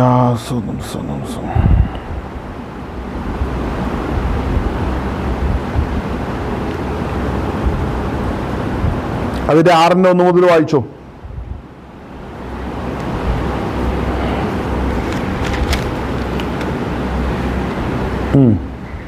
മനുഷ്യൻ ഭൂമിയിൽ പെരുകി തുടങ്ങി. അവർക്ക് പുത്രിമാർ ജനിച്ചപ്പോൾ ദൈവത്തിന്റെ പുത്രന്മാർ മനുഷ്യരുടെ പുത്രിമാരെ സൗന്ദര്യമുള്ളവരെന്ന് കണ്ടിട്ട് തങ്ങൾക്ക് ബോധിച്ച ഏവരെയും ഭാര്യമാരായി എടുത്തു. അപ്പോൾ യഹോവ മനുഷ്യനിൽ എന്റെ ആത്മാവ് സദാകാലവും ബാധിച്ചുകൊണ്ടിരിക്കുകയില്ല, അവൻ അല്ലയോ? എങ്കിലും അവന്റെ കാലം 120 സംവത്സരമാകും എന്നരുളി ചെയ്തു. അക്കാലത്ത് ഭൂമിയിൽ മല്ലന്മാർ ഉണ്ടായിരുന്നു. അതിന്റെ ശേഷവും ദൈവത്തിന്റെ കാര്യം ഇവിടെ ശ്രദ്ധിക്കണം, അവിടെ മല്ലന്മാരുണ്ടായിരുന്നു. അതുപോലെ ഇവിടെ ഇച്ചിരി മനസ്സിലാക്കണം, അവർ ആദ്യം വായിക്കുന്നത് ദൈവത്തിന്റെ പുത്രന്മാർ, മനുഷ്യരുടെ പുത്രിമാരെ സൗന്ദര്യമുള്ളവരെന്ന് കണ്ടിട്ട് അവരെ ഭാര്യമാരാക്കി എടുത്തു. അപ്പോൾ മനസ്സിലാക്കണം, മനുഷ്യനോടുള്ള ബന്ധം എന്ന് പറയുന്നത് സ്തോത്രം അവിടെ മനുഷ്യരായി ജനിച്ചവർക്കേ ഉള്ളൂ. ദൂതന്മാരുമായിട്ട് ഇടപഴകി ഉണ്ടാകുന്നവരുമായിട്ട് ദൈവത്തിന് മനുഷ്യനോടുള്ള ബന്ധമില്ല. അപ്പോൾ പരിശുദ്ധാത്മാവിന്റെ വാസമുള്ളത് ആർക്കാണ്? ആ ദൈവം വെച്ച വ്യവസ്ഥകളിൽ ജീവിക്കുന്നവർക്ക് മാത്രമേ ഉള്ളൂ. ദൈവം വെച്ച വ്യവസ്ഥകളിൽ ജീവിക്കുന്ന നമ്മൾ ഈ സഭ എന്ന് പറയുന്നത് നമ്മൾ ഉദ്ദേശിക്കുന്നല്ല. ഇത് അവസാന കാലഘട്ടത്തിൽ ഒരുപക്ഷെ അവസാന മണിക്കൂറുകളായിരിക്കും നമ്മൾ കടന്നു പോകുന്നത്. നമുക്ക് അറിയത്തില്ല, ഒരിക്കലും അറിയത്തില്ല. ഇതോടുകൂടെ ദൈവത്തിലുള്ളവരെ ദൈവം എടുത്തു കഴിഞ്ഞാൽ പിന്നെ ഈ ഭൂമിയുടെ മേൽ ഒന്നിനോടും ദൈവത്തിന്റെ കരുണയില്ലെന്ന് ഓർക്കണം. ഭൂമിയിൽ ഒന്നിനോടും ദൈവത്തിന്റെ കരുണയും ദയയുമില്ല. ലോകർ കാണിക്കുന്ന, രക്ഷിക്കപ്പെടാത്തവൻ കാണിക്കുന്ന ദയയും കരുണയല്ല ദൈവസന്നിധിയിലുള്ള ദയയും കരുണയും. തൻ്റെ ഏകജാതനാകുന്ന പുത്രനെ തള്ളിക്കളഞ്ഞിരിക്കുന്നിടമെല്ലാം ദൈവത്തിന്റെ കോപം കൊണ്ട് നിറയുക തന്നെ ചെയ്യും. യേശുക്രിസ്തു പറഞ്ഞു തന്നെ യെരൂശലേമിനോട് പറഞ്ഞു, നിന്നിൽ പ്രവർത്തിച്ച പ്രവർത്തികളും അതിശയങ്ങളൊക്കെ സോറിലും സീദോനിലും ഉണ്ടായിരുന്നുവെങ്കിൽ അവർ മുമ്പേ രട്ടിലും വെണ്ണീറിലും ഇരുന്ന് മാനസാന്തരപ്പെടുമായിരുന്നു. മനസ്സിലാവുന്നുണ്ട്? അപ്പോൾ യെരൂശലേം വളരെ താന്നു പോകുമെന്ന് പറയുമ്പോൾ സുവിശേഷം പ്രസംഗിച്ചെടുത്ത് എന്ത് സംഭവിക്കും? ന്യായവിധിയുടെ കാലഘട്ടത്തിൽ വലിയ അനർത്ഥം വരുന്ന സുവിശേഷം പ്രസംഗിച്ചെടുത്ത. ഇന്ന് നമ്മൾ ഈ ദേശത്തോട് സുവിശേഷം പറയുന്നു, വചനം പറയുന്നു, നമ്മൾ ആയിരിക്കും ദേശത്ത് സാക്ഷ്യം പറയുന്നു. ഇത് കേട്ട് കഴിയുമ്പോൾ ദൈവത്തിന്റെ ദൂതൻ അവിടെ മാർക്ക് ചെയ്യുകയാണ്. ഈ വചനം ഇവിടെ പ്രസംഗിച്ചു, ഇവിടെ ഇതിനെ ഏറ്റെടുത്തിട്ടോ, ഏറ്റെടുത്തിട്ടില്ല, മാത്രമല്ല ഉപദ്രവിച്ചും വഴി പറഞ്ഞു വിട്ടു. അപ്പോൾ സ്വർഗത്തിലെ ദൈവം അവിടെ മാർക്ക് ചെയ്യും. ആ ദേശവും ആ വീടും ആ പശ്ചാത്തലം സ്വർഗത്തിലെ ദൈവം അവിടെ മാർക്ക് ചെയ്യുന്നുണ്ട്. എന്തിനാണെന്നറിയോ? ന്യായവിധി വരുമ്പോഴേ സ്തോത്രം കർത്താവിനെ 20% അറിഞ്ഞവനേക്കാളും 90% അറിഞ്ഞവനിട്ട് അടി ഉറപ്പാ. അവനിട്ട് കിട്ടുന്ന അടിയായിരിക്കും വളരെ കൂടുതൽ, അവന് ലഭിക്കുന്ന ഉപദ്രവമായിരിക്കും, അവനെ തെരഞ്ഞു പിടിച്ചായിരിക്കും ആ നാളുകളിൽ അവന് ഉപദ്രവം ഉണ്ടാകുന്നത്. അന്നവൻ പറയും, അയ്യോ ഇത് ഏതൊരു ശക്തി അറിഞ്ഞുകൊണ്ട് എന്നെ ഉപദ്രവിക്കുന്ന പോലെ ഉണ്ടല്ലോ എന്ന് എല്ലാ മനുഷ്യരും പറയുന്ന ഒരു കാലഘട്ടമാണ് മഹോദര കാലഘട്ടം. കാര്യം ഇതിന്റെ പുറകിൽ ഒരുവൻ നിന്ന് കളിക്കുന്നുണ്ടെന്ന് ശരിക്കും മനസ്സിലാവും. അത് ആരാന്ന് അറിയത്തില്ല. ലോകത്തിന്റെ നേതാക്കന്മാരും എതിർ ക്രിസ്തുവൊക്കെ വാഴുമ്പോ പറയും, ഇവനല്ല ദൈവം, ഇവൻ ദൈവമാണെന്ന് പറഞ്ഞ് ആദ്യം പറയും, ഇവനല്ല ദൈവം, മറ്റൊരുവനുണ്ട്. ഇതിനെല്ലാം ചലിപ്പിക്കാൻ, നിയന്ത്രിക്കാൻ കഴിവുള്ളവരുണ്ട്. പറഞ്ഞ വചനം അതുപോലെ നിവർത്തിക്കുന്നവരുവനുണ്ട്. അത് ഈ കാണുന്ന എതിർ ക്രിസ്തു അല്ല. മനസ്സിലാവുന്നുണ്ടോ? എതിർ ക്രിസ്തുവിലേക്കാണ് ഇന്നത്തെ ട്രെൻഡുകളെല്ലാം പോകുന്നത്. മനസ്സിലാവുന്നുണ്ട്? ഇപ്പൊ പറയുന്നത് നിന്റെ ദൈവം എവിടെയാ, നീ എന്തിനാ പ്രാർത്ഥിക്കുന്നത്, എന്തിനാ ആരാധിക്കുന്നത്, ക്രിസ്ത്യാനികൾക്ക് വേറെ പരിപാടിയൊന്നുമില്ലേ, അങ്ങനെ ഇങ്ങനെ കുറ്റവും കുറവും പറഞ്ഞുകൊണ്ടിരിക്കുമ്പോൾ അവന്റെ ട്രെൻഡ് എന്ന് പറഞ്ഞാൽ ദൈവം ഇല്ല എന്ന് അവൻ ഉള്ളം കൊണ്ട് പറയുക. അവൻ ആശ്രയിക്കുന്നത് ലോകത്തിൽ പണമാകട്ടെ, മറ്റുള്ള സ്വാധീനങ്ങളാകട്ടെ, ടെക്നോളജി ആകട്ടെ, ഇതിലൊക്കെ ആശ്രയിച്ചിരിക്കുന്നത്. ഓരോ ടെക്നോളജിക്ക് ഐഡന്റിഫൈ ചെയ്യാൻ പറ്റാത്തതാണ് വരാൻ പോകുന്നത്.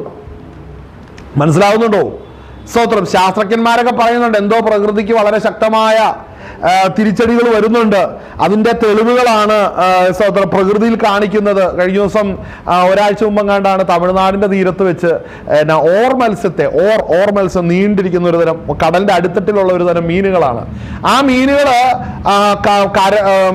വെള്ളത്തിൽ അല്ലെ ഉപരിതലത്തിലേക്ക് വരുമ്പോൾ കടലിന്റെ അടിയിൽ വലിയ സുനാമി അല്ലെങ്കിൽ ഭൂമികുലുക്കം ഉണ്ടായി. അതിനുശേഷം സുനാമി വരുമെന്നുള്ള ആ ഒരു ചലനം അതിനുള്ള അറിവുണ്ട്. അപ്പൊ പ്രകൃതിക്ക് അതിനുള്ള ആ തിരിച്ചറിവുള്ളതുകൊണ്ട് അങ്ങനെ മീനുകൾ അല്ലെങ്കിൽ ഓർ മത്സ്യത്തെ പോലുള്ള മത്സ്യങ്ങൾ പുറത്തു വരുന്നതാണ് സയന്റിസ്റ്റുകൾ പറയുന്നത്. അപ്പൊ അങ്ങനെ പുറത്തു വന്ന് ഇപ്പൊ തമിഴ്നാട്ടിൽ നിന്ന് കണ്ടെത്തിയിട്ടുണ്ട്. പിന്നെ നമ്മളുടെ ഈ നമ്മളുടെ ഈ ഗുജറാത്തിന്റെ തീരത്ത് നിന്ന് ഇതിനെ കണ്ടിട്ടുണ്ട്. അങ്ങനെ 2-3 ഇടത്തുനിന്ന് ഇതിനെ കണ്ടതായിട്ടാണ് പറയുന്നത്. ജപ്പാന്റെ തീരത്ത് 2-3 എണ്ണത്തെ കണ്ടെന്ന് പറഞ്ഞു. അപ്പൊ വീണ്ടും 2011 നടന്നതിനേക്കാളും വലിയൊരു ഭൂമികുലുക്കോ സുനാമിയോ വരാനിരിക്കുന്നുണ്ടെന്നുള്ളത് അവർ പ്രഡിക്റ്റ് ചെയ്യുന്നുണ്ട്. പക്ഷെ ഈ പ്രഡിക്ഷനൊക്കെ എന്തിനാണ് നമുക്ക് എഴുതി വെച്ചിട്ടുണ്ടല്ലോ ഇത് സംഭവിക്കുമെന്ന്. പിന്നെന്തിനാണ് അത് എന്ന് സംഭവിക്കും എന്നുള്ളതാണ് ചിലർ അന്വേഷിക്കുന്നത്. എന്ന് സംഭവിച്ചാലും കാഹളം ധരിക്കുമ്പോൾ നമ്മൾ ഈ പൂപ്പരപ്പെട്ട് പറഞ്ഞേ പറ്റത്തുള്ളൂ. മനസ്സിലായി? അതാണ് നമ്മുടെ പ്രത്യാശ. ഇതൊന്നും അറിയണ്ട, ഈ സയന്റിഫിക് ആയിട്ടുള്ള ഒരു കാര്യം അറിഞ്ഞില്ലേലും എന്റെ ആത്മാവിന് വേണ്ടത് ഒരുക്കിയ ദൈവസന്നിധിയില നമ്മൾ വിശ്വസ്തയോടെ ഏൽപ്പിച്ചു കൊടുക്കേണ്ട കാലഘട്ടമാണ്. ഹല്ലേലൂയ. അപ്പോൾ നമ്മൾ വായിച്ച ഭാഗത്തിൽ നമ്മൾ നോക്കുമ്പോൾ നോഹയുടെ കാലഘട്ടം നമ്മൾ വായിച്ച്, ആ കാലഘട്ടത്തിൽ മല്ലന്മാർ ഉണ്ടായിരുന്നു. അതിന്റെ ശേഷം ദൈവത്തിന്റെ പുത്രന്മാർ മനുഷ്യരുടെ പുത്രിമാരുടെ അടുക്കൽ ചെന്നിട്ട് അവർക്ക് മക്കളെ പ്രസവിച്ചു. ഇവരാകുന്നു പുരാതന കാലത്തെ വീരന്മാർ, കീർത്തിപ്പെട്ട പുരുഷന്മാർ തന്നെ. അപ്പൊ ഭൂമിയിൽ മനുഷ്യരുടെ ദുഷ്ടത വലിയതെന്നും അവന്റെ ഹൃദയത്തിലെ വിചാരങ്ങളുടെ നിരൂപണങ്ങളും എല്ലായ്പ്പോഴും ദോഷമുള്ളൂ അത്രയെന്ന്. അപ്പോ നമ്മൾ ഇതുവരെ മനസ്സിലാക്കി വെച്ചിട്ട് കയീനിന്റെ ലൈനുമുണ്ട്, ശേത്തിന്റെ ലൈനുമുണ്ട് അല്ലേ?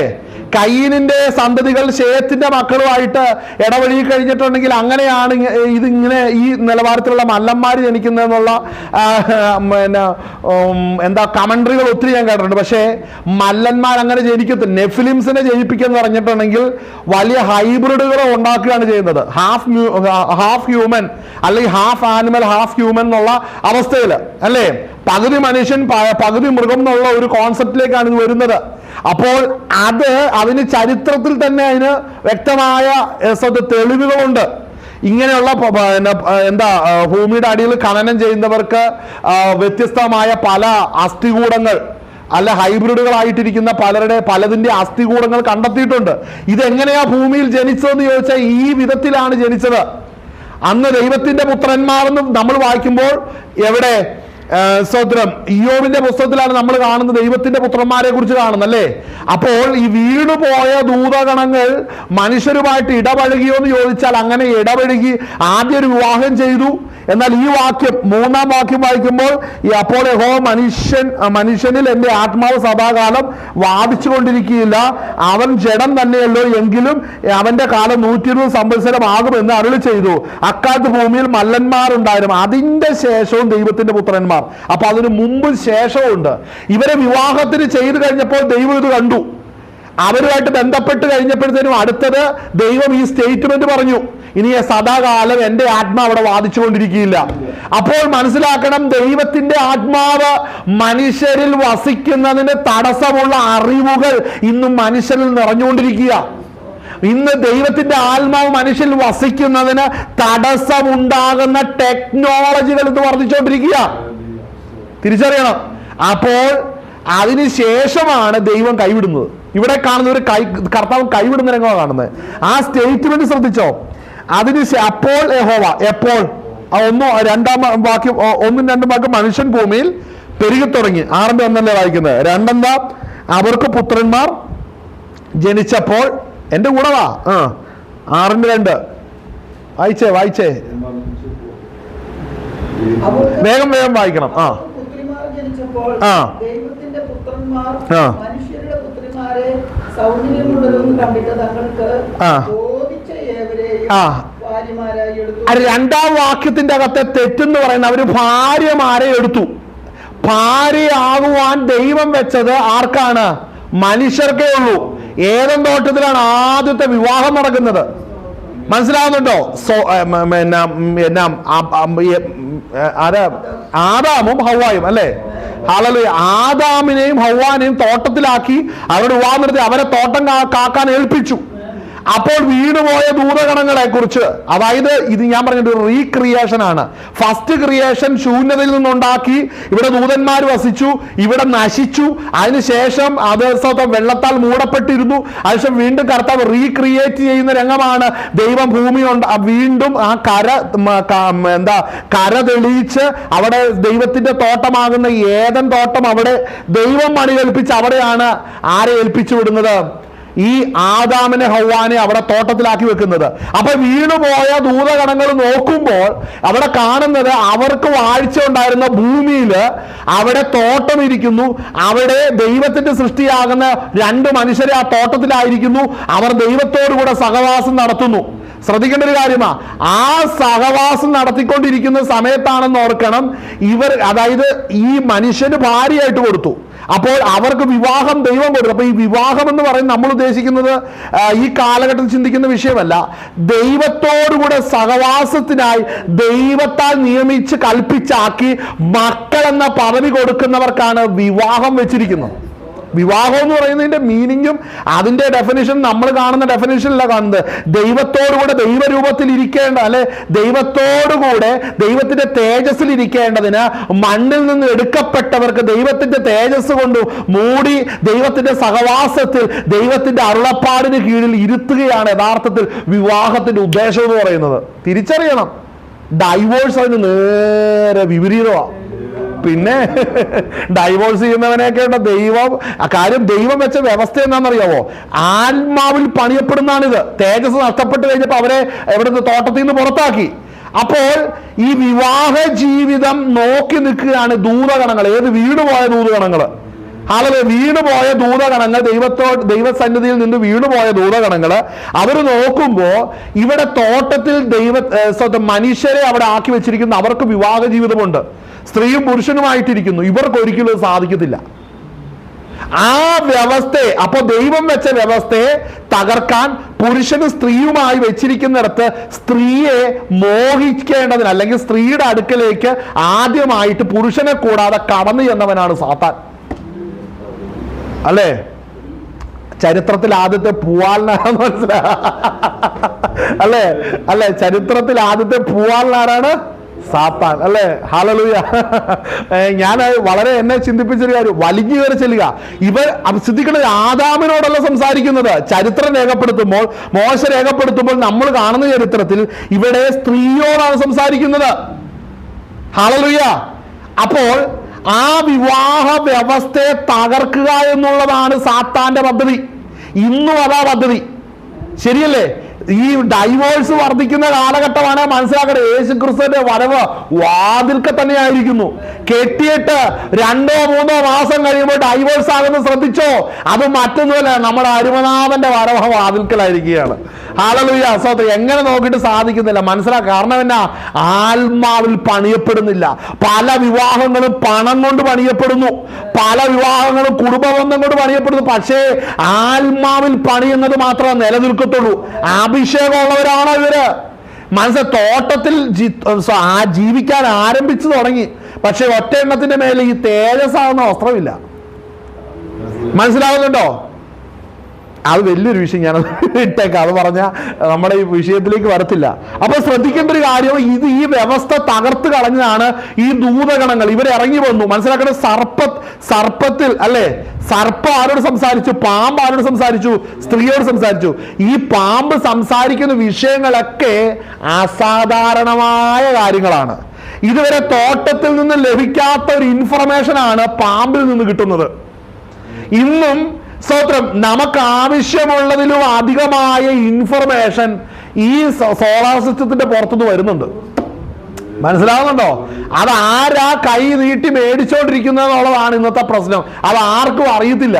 കാരണം എന്നാണെന്നറിയാവോ? തടവിലുള്ള ആത്മാക്കളോട് അവസാനം പറയാൻ ദൈവത്തിന്റെ ആത്മാവ് നിയോഗം നൽകുകയാണ്. രക്ഷ പ്രാപിച്ചോ, പെട്ടകം വെള്ളത്തിന്മേൽ നിൽക്കാൻ കാലമായിരിക്കുകയാണ്, കർത്താവിന്റെ വരവ് അടുത്തിരിക്കുകയാണ്, നമ്മൾ ഈ ലോകം വിട്ടു പോകാറായി എന്നുള്ള കാര്യം തടവിലുള്ള ആത്മാക്കളോട് പറയുക എന്ന് മാത്രമേ നമ്മുടെ ഡ്യൂട്ടി ഉള്ളൂ. മനസ്സിലാക്കണം. ഇതിന്റെ ഈ തോട്ടത്തിന്റെ എവിടെയൊക്കെയോ, മനസ്സിലാക്കണം, എവിടെയൊക്കെയോ പാമ്പ് മറ്റൊരു ഇൻഫർമേഷനുമായിട്ട് കയറി തോട്ടം പിടിക്കാൻ വരുന്നുണ്ട്. പക്ഷെ ദൈവത്തിന്റെ പദ്ധതി എന്നാ പറയാ? തോട്ടം വിട്ടുകൊടുക്കാൻ പറ്റത്തില്ല. പറ്റുമോ? തോട്ടം വിട്ടുകൊടുക്കും ദൈവത്തിന്റെ പദ്ധതി. തോട്ടം ദൈവത്തിന്റെയാ. ഈ ഭൂമി വിട്ടുകൊടുക്കാൻ ദൈവത്തിന് പറ്റില്ല. ഭൂമിയിൽ നിന്ന് ദുഷ്ടന്മാരെ കുണഞ്ഞു കളയാനേ പറ്റത്തുള്ളൂ. ഹല്ലേലൂയ. അങ്ങനെ ഒരു കാലഘട്ടത്തിലാണ് ഇന്ന് നമ്മൾ ആയിരിക്കുന്നത്. നമുക്കിത് മനസ്സിലാകുന്നില്ല, അനേകർക്ക് മനസ്സിലാകുന്നില്ല. വെറും പാട്ടും പ്രാർത്ഥനയും കൊണ്ട് തീരുന്നതല്ല. ഇതിന്റെ പിന്നിൽ ശത്രുവിന്റെ ഗൂഢ ലക്ഷ്യം നമ്മൾ തിരിച്ചറിയണം. ശത്രു ആരാ? പിശാച്. കുടുംബത്തെ തകർത്തുകൊണ്ടാണ് അവൻ ആരംഭിച്ചത്. വീണ്ടും നമ്മൾ ആ വായിച്ച വാക്യത്തിൽ നമ്മൾ എത്തുമ്പോഴും അതിന്റെ സ്തോത്രം, നമ്മൾ വായിച്ച 6:1 വായിച്ച അവര് സ്തോത്രം, മനുഷ്യന്റെ പുത്രിമാർ സൗന്ദര്യമുള്ളവരെന്ന് കണ്ടിട്ട് ദൈവത്തിന്റെ പുത്രന്മാര് അല്ലെ, അവരെ ഭാര്യമാരാക്കി എടുത്തു. അല്ലേ? ഭാര്യമാരായി എടുത്തു. അതിന്റെ 2-ാം വാക്യം. 3-ാം വാക്യമാണ് ദൈവത്തിന്റെ റെസ്പോൺസ്. അപ്പോൾ യഹോവ, എപ്പോഴ്? ഇവർ ഭാര്യമാരാക്കി എടുത്തപ്പോൾ. വീണുപോയ ദൂതന്മാരോട് പറഞ്ഞിട്ടില്ലല്ലോ കുടുംബജീവിതം നയിക്കാൻ. പറഞ്ഞിട്ടുണ്ടോ? വീണുപോയ ദൂതഗണങ്ങൾക്ക് ഒരിക്കലും കുടുംബജീവിതം നയിക്കാനുള്ള കഴിവില്ല. പക്ഷേ അവരിൽ വലിയ ടെക്നോളജി ഉണ്ട്. അവരിൽ വലിയ നമ്മൾ ഈ അറിയുന്നല്ല, നമ്മളുടെ രക്ഷയ്ക്ക് ആവശ്യമുള്ളതേ ബൈബിൾ തരുന്നുള്ളൂ. എന്നാൽ ഈ എഴുതപ്പെട്ടിരിക്കുന്ന വചനത്തെ നമ്മൾ വളരെ ആഴത്തിൽ ചിന്തിച്ചാൽ നമ്മൾക്ക് ഇന്നും മനസ്സിലാകാതെ കിടക്കുന്ന ഒത്തിരി മിസ്റ്ററീസിന്റെ പിന്നിലുണ്ട്. ഒത്തിരി ഉണ്ട്, ഞാനൊന്നും പറയണ്ട. അത് ഒരു കാലത്ത് ഞാനിത് മുഴുവൻ അന്വേഷിക്കും, കുത്തിയിരുന്ന ഞാനിതൊക്കെ എങ്ങനെയാന്നൊക്കെ ഞാൻ നോക്കുന്നത്. പിന്നെ ഞാനിത് വീട്ടുകാരും എൻ്റെ നമ്മളുടെ ഫോക്കസ് മാറിപ്പോകുന്നുണ്ട്. ക്രിസ്തുവിലേക്ക് നോക്കാൻ പറ്റാതെ വരുന്നുണ്ട്, രക്ഷയിലേക്ക് നോക്കാൻ പറ്റാതെ വരുന്നുണ്ട്. ദൈവത്തിന്റെ ആത്മ നമ്മളെ നടത്തുന്ന റൂട്ടിൽ നിന്ന് വളരെ മാറിപ്പോ അങ്ങനെയുള്ള കാര്യങ്ങളിലേക്ക് പോകുമ്പോൾ ഈ ജയൻസും നെഫിലിംസും ഫോളൻ ഏഞ്ചൽസ് ഒക്കെ ഒരു വലിയ വിഷയമാണ്. മനസ്സിലായി? വീണുപോയ ദൂതഗണങ്ങൾ വലിയ വിഷയം, നെഫിലിംസ് വലിയൊരു വിഷയമാണ്. ഹല്ലേലൂയ. അപ്പൊ അവിടെ നമ്മൾ വായിക്കുമ്പോ മൂന്നാമത്തെ വാക്യം ദൈവത്തിന്റെ റെസ്പോൺസ്, സ്വർഗത്തിലിരിക്കുന്ന ദൈവം റെസ്പോണ്ട് ചെയ്ത് എങ്ങനെയാണ്? ഇവര് ഭൂമിയിൽ മനുഷ്യന്റെ പുത്രിമാർ സൗന്ദര്യമുള്ളവരെന്ന് കണ്ടിട്ട് ദൈവത്തിന്റെ ദൂതന്മാര്, വീണുപോയ ദൂതന്മാര്, കൃപയിൽ വാഴ്ച കാത്തുകൊള്ളുന്ന ദൂതന്മാരുണ്ട്, വാഴ്ച കാത്തുകൊള്ളാത്ത ദൂതന്മാരുണ്ട്. ഈ അധ്യായത്തിൽ പറയുന്ന വാഴ്ച കാത്തുകൊള്ളാത്തവരാട്ടെ, ഇറങ്ങിപ്പോയ ടീംസിനെ കുറിച്ചാ ഇവരെ കുറിച്ച് യൂദയുടെ ലേഖനത്തിൽ പറയുന്നത്. ഇറങ്ങിപ്പോയവരുടെ കാര്യമാണ് പറയുന്നത്. അവരിറങ്ങി വന്ന് മനുഷ്യരോട് കൂടെ കുടുംബജീവിതം ആരംഭിച്ചു. അപ്പോൾ മനസ്സിലാക്കണം, ഒരു കാര്യം ശ്രദ്ധിക്കണം, ഇത് എന്താ തെറ്റെവിടാന്നറിയാവോ? പുരുഷനും സ്ത്രീയും അവർ കുടുംബമായിരിക്കണം, അവർക്ക് മക്കൾ ജനിക്കണം. അങ്ങനെ മനുഷ്യരോടുള്ള ദൈവത്തിന്റെ ഇടപെടൽ മാറ്റുക. ദൂതന്മാരോട് ദൈവം പറഞ്ഞിട്ടുണ്ടോ കുടുംബജീവിതം നയിക്കണമെന്ന്? അതൊന്നാമത്തെ തെറ്റ്. രണ്ടാമത്തെ തെറ്റ്, അവർ മക്കളെ പ്രസവിക്കണമെന്ന് പറഞ്ഞിട്ടുണ്ടോ? ഇല്ല, അത് രണ്ടാമത്തെ തെറ്റ്. മൂന്നാമത്തെ തെറ്റ് എന്നാണെന്നറിയാമോ? അത് ഈ പുസ്തകത്തിലില്ല, അല്ലെങ്കിൽ വേറെ ഞാൻ എക്സ്ട്രാ വേറൊരു ബുക്കിന്റെ അകത്ത് ഞാൻ വായിച്ച ചരിത്രത്തിൽ നിന്ന് പറയാം. ഇവരവരെ മന്ത്രവാദം പഠിപ്പിച്ചു. സോൾസറീസ് അവരെ മന്ത്രവാദം പഠിപ്പിച്ചു. അവരുടെ റൂട്ട് കട്ട് ചെയ്ത് ഗ്രാഫ്റ്റിംഗ് പഠിപ്പിച്ചു. അതുപോലെ അവർക്ക് വസ്ത്രം ഉണ്ടാക്കാനായിട്ട് പഠിച്ചു, ഓർണമെന്റ്സ് ഉണ്ടാക്കാൻ പഠിപ്പിച്ചു. അങ്ങനെ ടെക്നോളജികൾ ഇവർക്ക് കൈമാറ്റം ചെയ്തു. ആ കാലഘട്ടത്തിൽ ടെക്നോളജി കൈമാറി വന്നതോടുകൂടെ ദൈവം അതിനെ നശിപ്പിക്കാനും തുടങ്ങി. ബെസ്റ്റ് എക്സാമ്പിൾ എങ്ങനെയാ? നോഹയുടെ ജലപ്രളയത്തിന് ശേഷം വീണ്ടും പുതിയ പ്രളയാനന്തര ഭൂമിയിലേക്ക് നോഹയും കുടുംബവും കടന്നു ചെന്നു.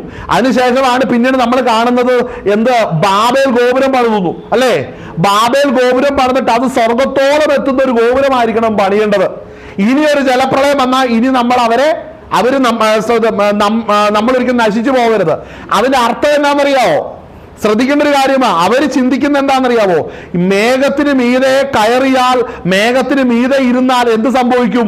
വെള്ളം തുടങ്ങും. അപ്പൊ മേഘത്തിന് മീതെ നിൽക്കുന്ന ഒരു ടെക്നോളജിയും കൊണ്ടാണ് അന്ന് വന്നത്. അവർ പണിതെത്തി. അപ്പോൾ ദൈവം പറയുന്നത് എന്താ?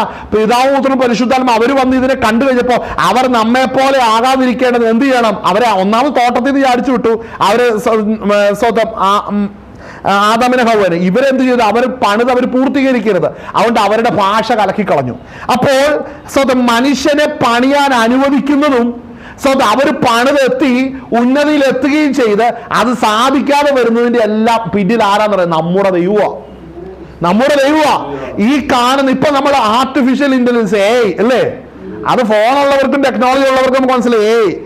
ഏക്ക് നമ്മളിപ്പോ ചോദിക്കുകയാണ്, മലയാളത്തിൽ തന്നെ ചോദിക്കുക. ഏക്ക് മലയാളത്തിൽ ചോദിക്കുക, ഇംഗ്ലീഷ് ചോദിക്കുക, ഏത് ലാംഗ്വേജ് ചോദിക്കുക, ഏത് വിഷയം ചോദിക്കാം. ഇപ്പൊ നമ്മളൊരു വാക്യം പറയും, ഇപ്പൊ എടുത്ത ഉൽപ്പത്തി പുസ്തകത്തിൽ ഇന്ന വാക്യത്തിൽ ഇന്ന കാര്യം പറയുന്നുണ്ടല്ലോ, അതെന്താന്ന് വെച്ചാൽ കൃത്യമായിട്ട് അതിന്റെ ചരിത്രം പറഞ്ഞു തരും. അപ്പൊ നമ്മൾ ചോദിക്കാം, നിങ്ങൾ ഏതൊക്കെ ബുക്ക് ചെയ്യുന്ന വെക്കുന്ന അവർ കൃത്യ റെഫറൻസ് വിത്ത് റെഫറൻസ് പറഞ്ഞു തരും. അടുത്ത് നമ്മളൊരു വാക്യം എടുത്തിട്ട് പറയുക, നിങ്ങൾ ആ വാക്യത്തിൽ നിന്ന് പ്രസംഗിക്കുക. ഏതിൽ നിന്ന് പ്രസംഗിക്കുമെന്ന്? രക്ഷയും പുനരുദ്ധാനവും വീണ്ടും ഞാൻ എല്ലാം വെച്ച് പ്രസംഗിക്കും. ഇടയ്ക്ക് നമ്മൾ ചോദിക്കുകയാണ്, നീ യേശുവിൽ വിശ്വസിക്കുന്നുണ്ടോ? അപ്പോൾ എനിക്ക് ഇൻഫർമേഷൻ കൊടുക്കാനുള്ള അധികാരമേ ഉള്ളൂ, അല്ലെങ്കിൽ എനിക്ക് അതിനുള്ള എബിലിറ്റി, അല്ലെങ്കിൽ അതിനുള്ള ഇൻഫർമേഷൻ പാസ് ചെയ്യുക എന്ന് മാത്രമേ എനിക്കുള്ളൂ, അല്ലാതെ വിശ്വസിക്കുക എന്നുള്ള കാര്യമൊന്നും ഡീല് ചെയ്തിട്ട്. അപ്പോൾ നമ്മൾ അങ്ങനെയുള്ള ചോദ്യം ചോദിച്ചാൽ മനുഷ്യനെ പോലെ സംസാരിച്ചിട്ട് മനുഷ്യനല്ലെന്ന് പറയുന്ന അവസ്ഥയാണിത്. പിടികിട്ടിയോ? കയറി ആർട്ടിഫിഷ്യൽ ഇന്റലിജൻസ് ഇന്ന് കൈകാര്യം ചെയ്യുന്ന മേഖലകളാണ് ഇതെല്ലാം. ഇപ്പൊ ശ്രദ്ധിക്കണം, ദൈവം മനുഷ്യനെ ആക്കി വെച്ചു. മനുഷ്യനോട് പറഞ്ഞു കുടുംബജീവിതം നയിക്കണമെന്ന് പറയാത്ത ദൂതഗണങ്ങൾ വന്നിപ്പോ കുടുംബത്തിന്റെ അകത്ത് അപ്പനും അമ്മയും കളിക്കുക. ശ്രദ്ധിച്ചോ? അപ്പോൾ ദൈവം എന്ത് ചെയ്തു? വിവാഹം കഴിഞ്ഞപ്പോൾ ദൈവം എന്ത് ചെയ്തു? ദൈവത്തിന്റെ റെസ്പോൺസ് 3-ാം വാക്യം, അപ്പോൾ യഹോവ മനുഷ്യരിൽ എന്റെ ആത്മാവ് സദാകാലവും വാദിച്ചുകൊണ്ടിരിക്കുകയില്ല, അവൻ ജഡം തന്നെയല്ലോ, എങ്കിലും അവന്റെ കാലം 120 സംവത്സരമാകും. ആ വാക്യം പറയുമ്പോൾ അതിന്റെ യഥാർത്ഥ അർത്ഥം എന്നാണെന്നറിയാവോ? അവനും ഉണ്ട് ഇവനും ഉണ്ട്. അവൻ എന്ന് പറയുമ്പോൾ മനുഷ്യനും ഇപ്പുറത്ത് വീണുപോയ ദൂതഗണങ്ങളും അവനിൽ നിന്ന് ജനിച്ച സന്തതികളും. അത് ദൈവത്തിന്റെ പ്ലാനല്ലെന്ന്.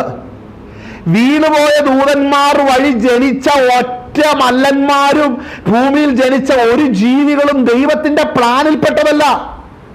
ആ കാലഘട്ടത്തിൽ ദൈവത്തിന്റെ പ്ലാനിൽ പെടാത്തത് ചിലത് ജനിച്ചു, ചിലർ വാഴാൻ തുടങ്ങി. അങ്ങനെ നിന്ന് കഴിഞ്ഞപ്പോൾ എന്ത് സംഭവിച്ചു? ഈ മല്ലന്മാർ വളർന്നു വന്നിട്ട് എന്തിനു മനുഷ്യരെ പിടിച്ച് തിന്നാൻ തുടങ്ങി. ചരിത്രത്തിലുള്ള കാര്യം പറയുന്നത്. അവർ മനുഷ്യരെ പിടിച്ച് തിന്നാൻ തുടങ്ങി, അവരെ ഭക്ഷണമാക്കാൻ തുടങ്ങി കഴിഞ്ഞപ്പോൾ ഭൂമിയിൽ ഭയങ്കര നിലവിളി എഴുന്നേറ്റു.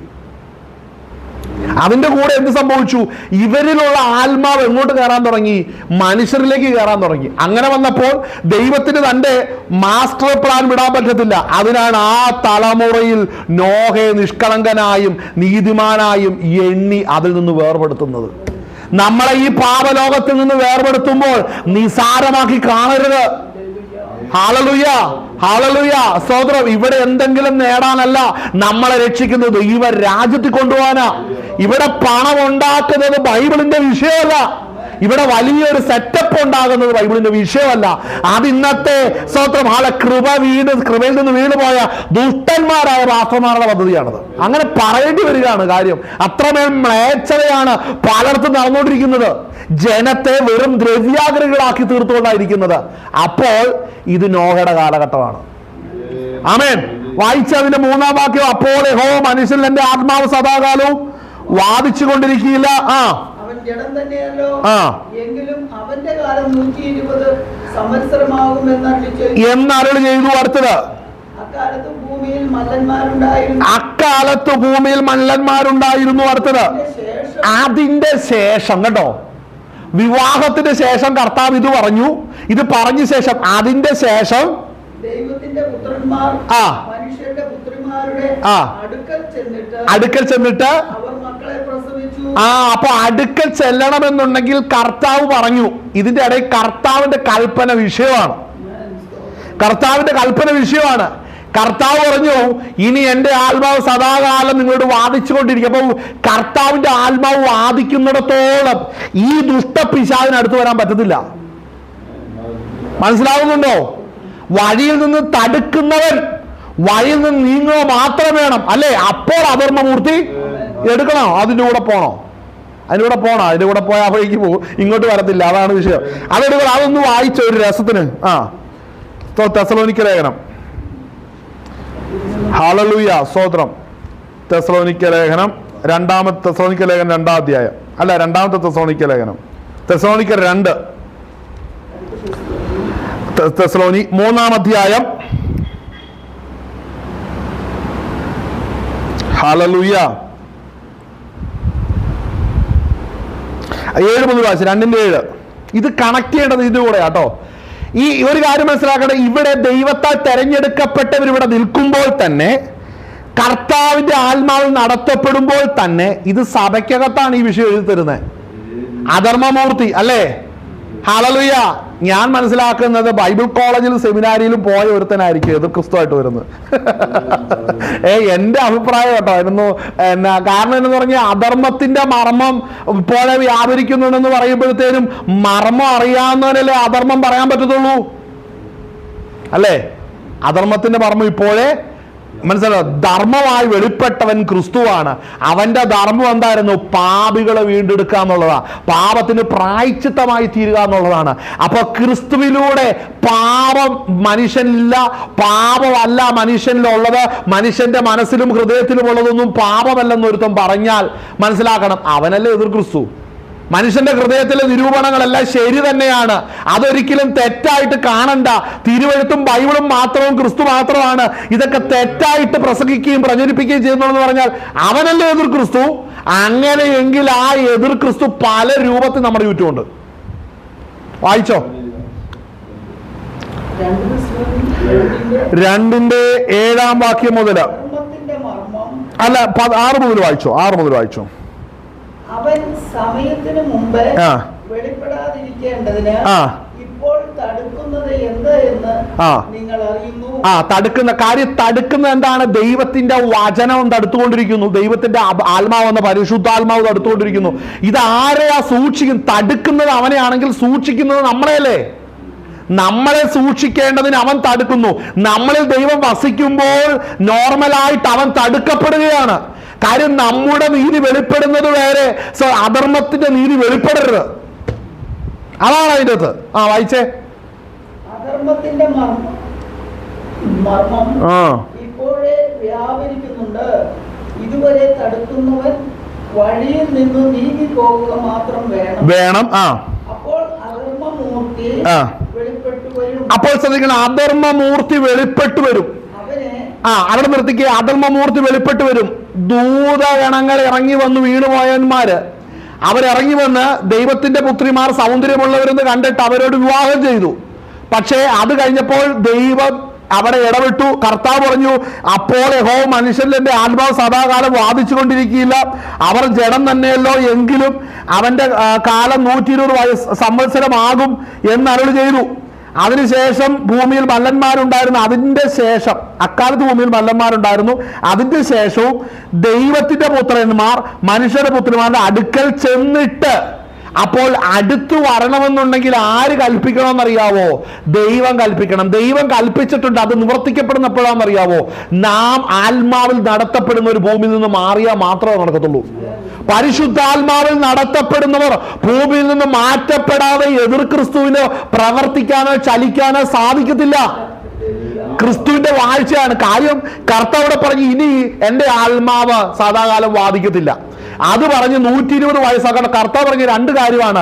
ഈ കാലഘട്ടത്തിൽ 700, 800, 900 വർഷം സ്വതം പാപത്തിൽ വീണ മനുഷ്യ, നിന്റെ ജഡത്തെ സൂക്ഷിക്കേണ്ടതിന് സ്വതം നിന്നോട് ഇടപെടുന്നത് പോലെ ഞാൻ ഇനി ഇടപെടത്തില്ല. ഇനി അതിന് ഞാൻ ചെയ്യുന്നത് 900, 800 വർഷം നിന്നോട് ഇടപെടുന്നതിൽ നല്ല 120 വർഷം കൊണ്ട് സ്വതം തിരശീല വീടുന്ന ഒരു പ്രോഗ്രാമിലേക്ക് അടുത്തത് കർത്താവ് കാര്യം പ്രൊമോട്ട് ചെയ്തു. അപ്പോൾ 800, 900 വർഷക്കാലം ജീവിച്ചിരിക്കുന്ന ശേഷം മനുഷ്യരുടെ മേൽ ന്യായവിധി വരികയാണെന്ന് ഓർക്കണം. കാര്യം ദൈവം പുതിയൊരു കൽപ്പന പുറപ്പെടുവിച്ചു. 120 വയസ്സുകൊണ്ട് മനുഷ്യന്റെ ആയുസ് ചുരുങ്ങണം. ആ പ്രോഗ്രാമിലേക്ക് സ്വർഗം നീങ്ങിയപ്പോൾ ഭൂമിയിൽ ജലപ്രളയം സ്റ്റാർട്ട് ചെയ്തു. മനസ്സിലാവുന്നുണ്ടോ? ഇത് അങ്ങനെ വേണം ഇത് കണക്ട് ചെയ്ത് ചിന്തിക്കാനായിട്ട്. അപ്പോ അടുത്ത വാക്യം, അക്കാലത്ത് ഭൂമിയിൽ മല്ലന്മാരുണ്ടായിരുന്നു.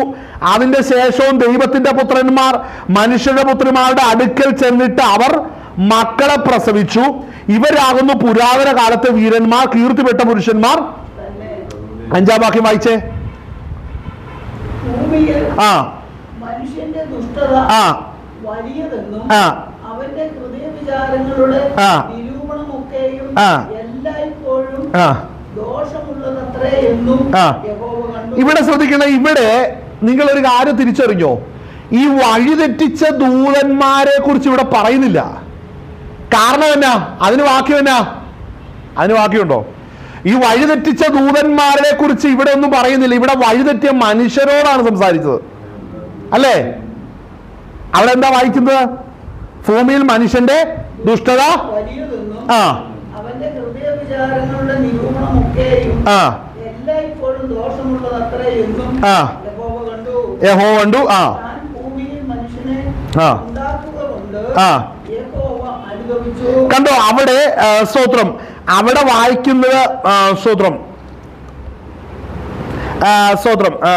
അവിടെ വായിക്കുന്ന കാര്യം ശ്രദ്ധിക്കണം. അവർ മനുഷ്യന്റെ ദുഷ്ടതയാണ് അവിടെ സംസാരിക്കുന്നത്. അവിടെ വഴി തെറ്റിച്ചത് ആരാണ്? ദൂതന്മാരല്ലേ? വീണുപോയ ദൂതന്മാരെ കുറിച്ച് അവിടെ ഒരു വാക്ക് പറയുന്നുണ്ടോ? ഉണ്ടോ?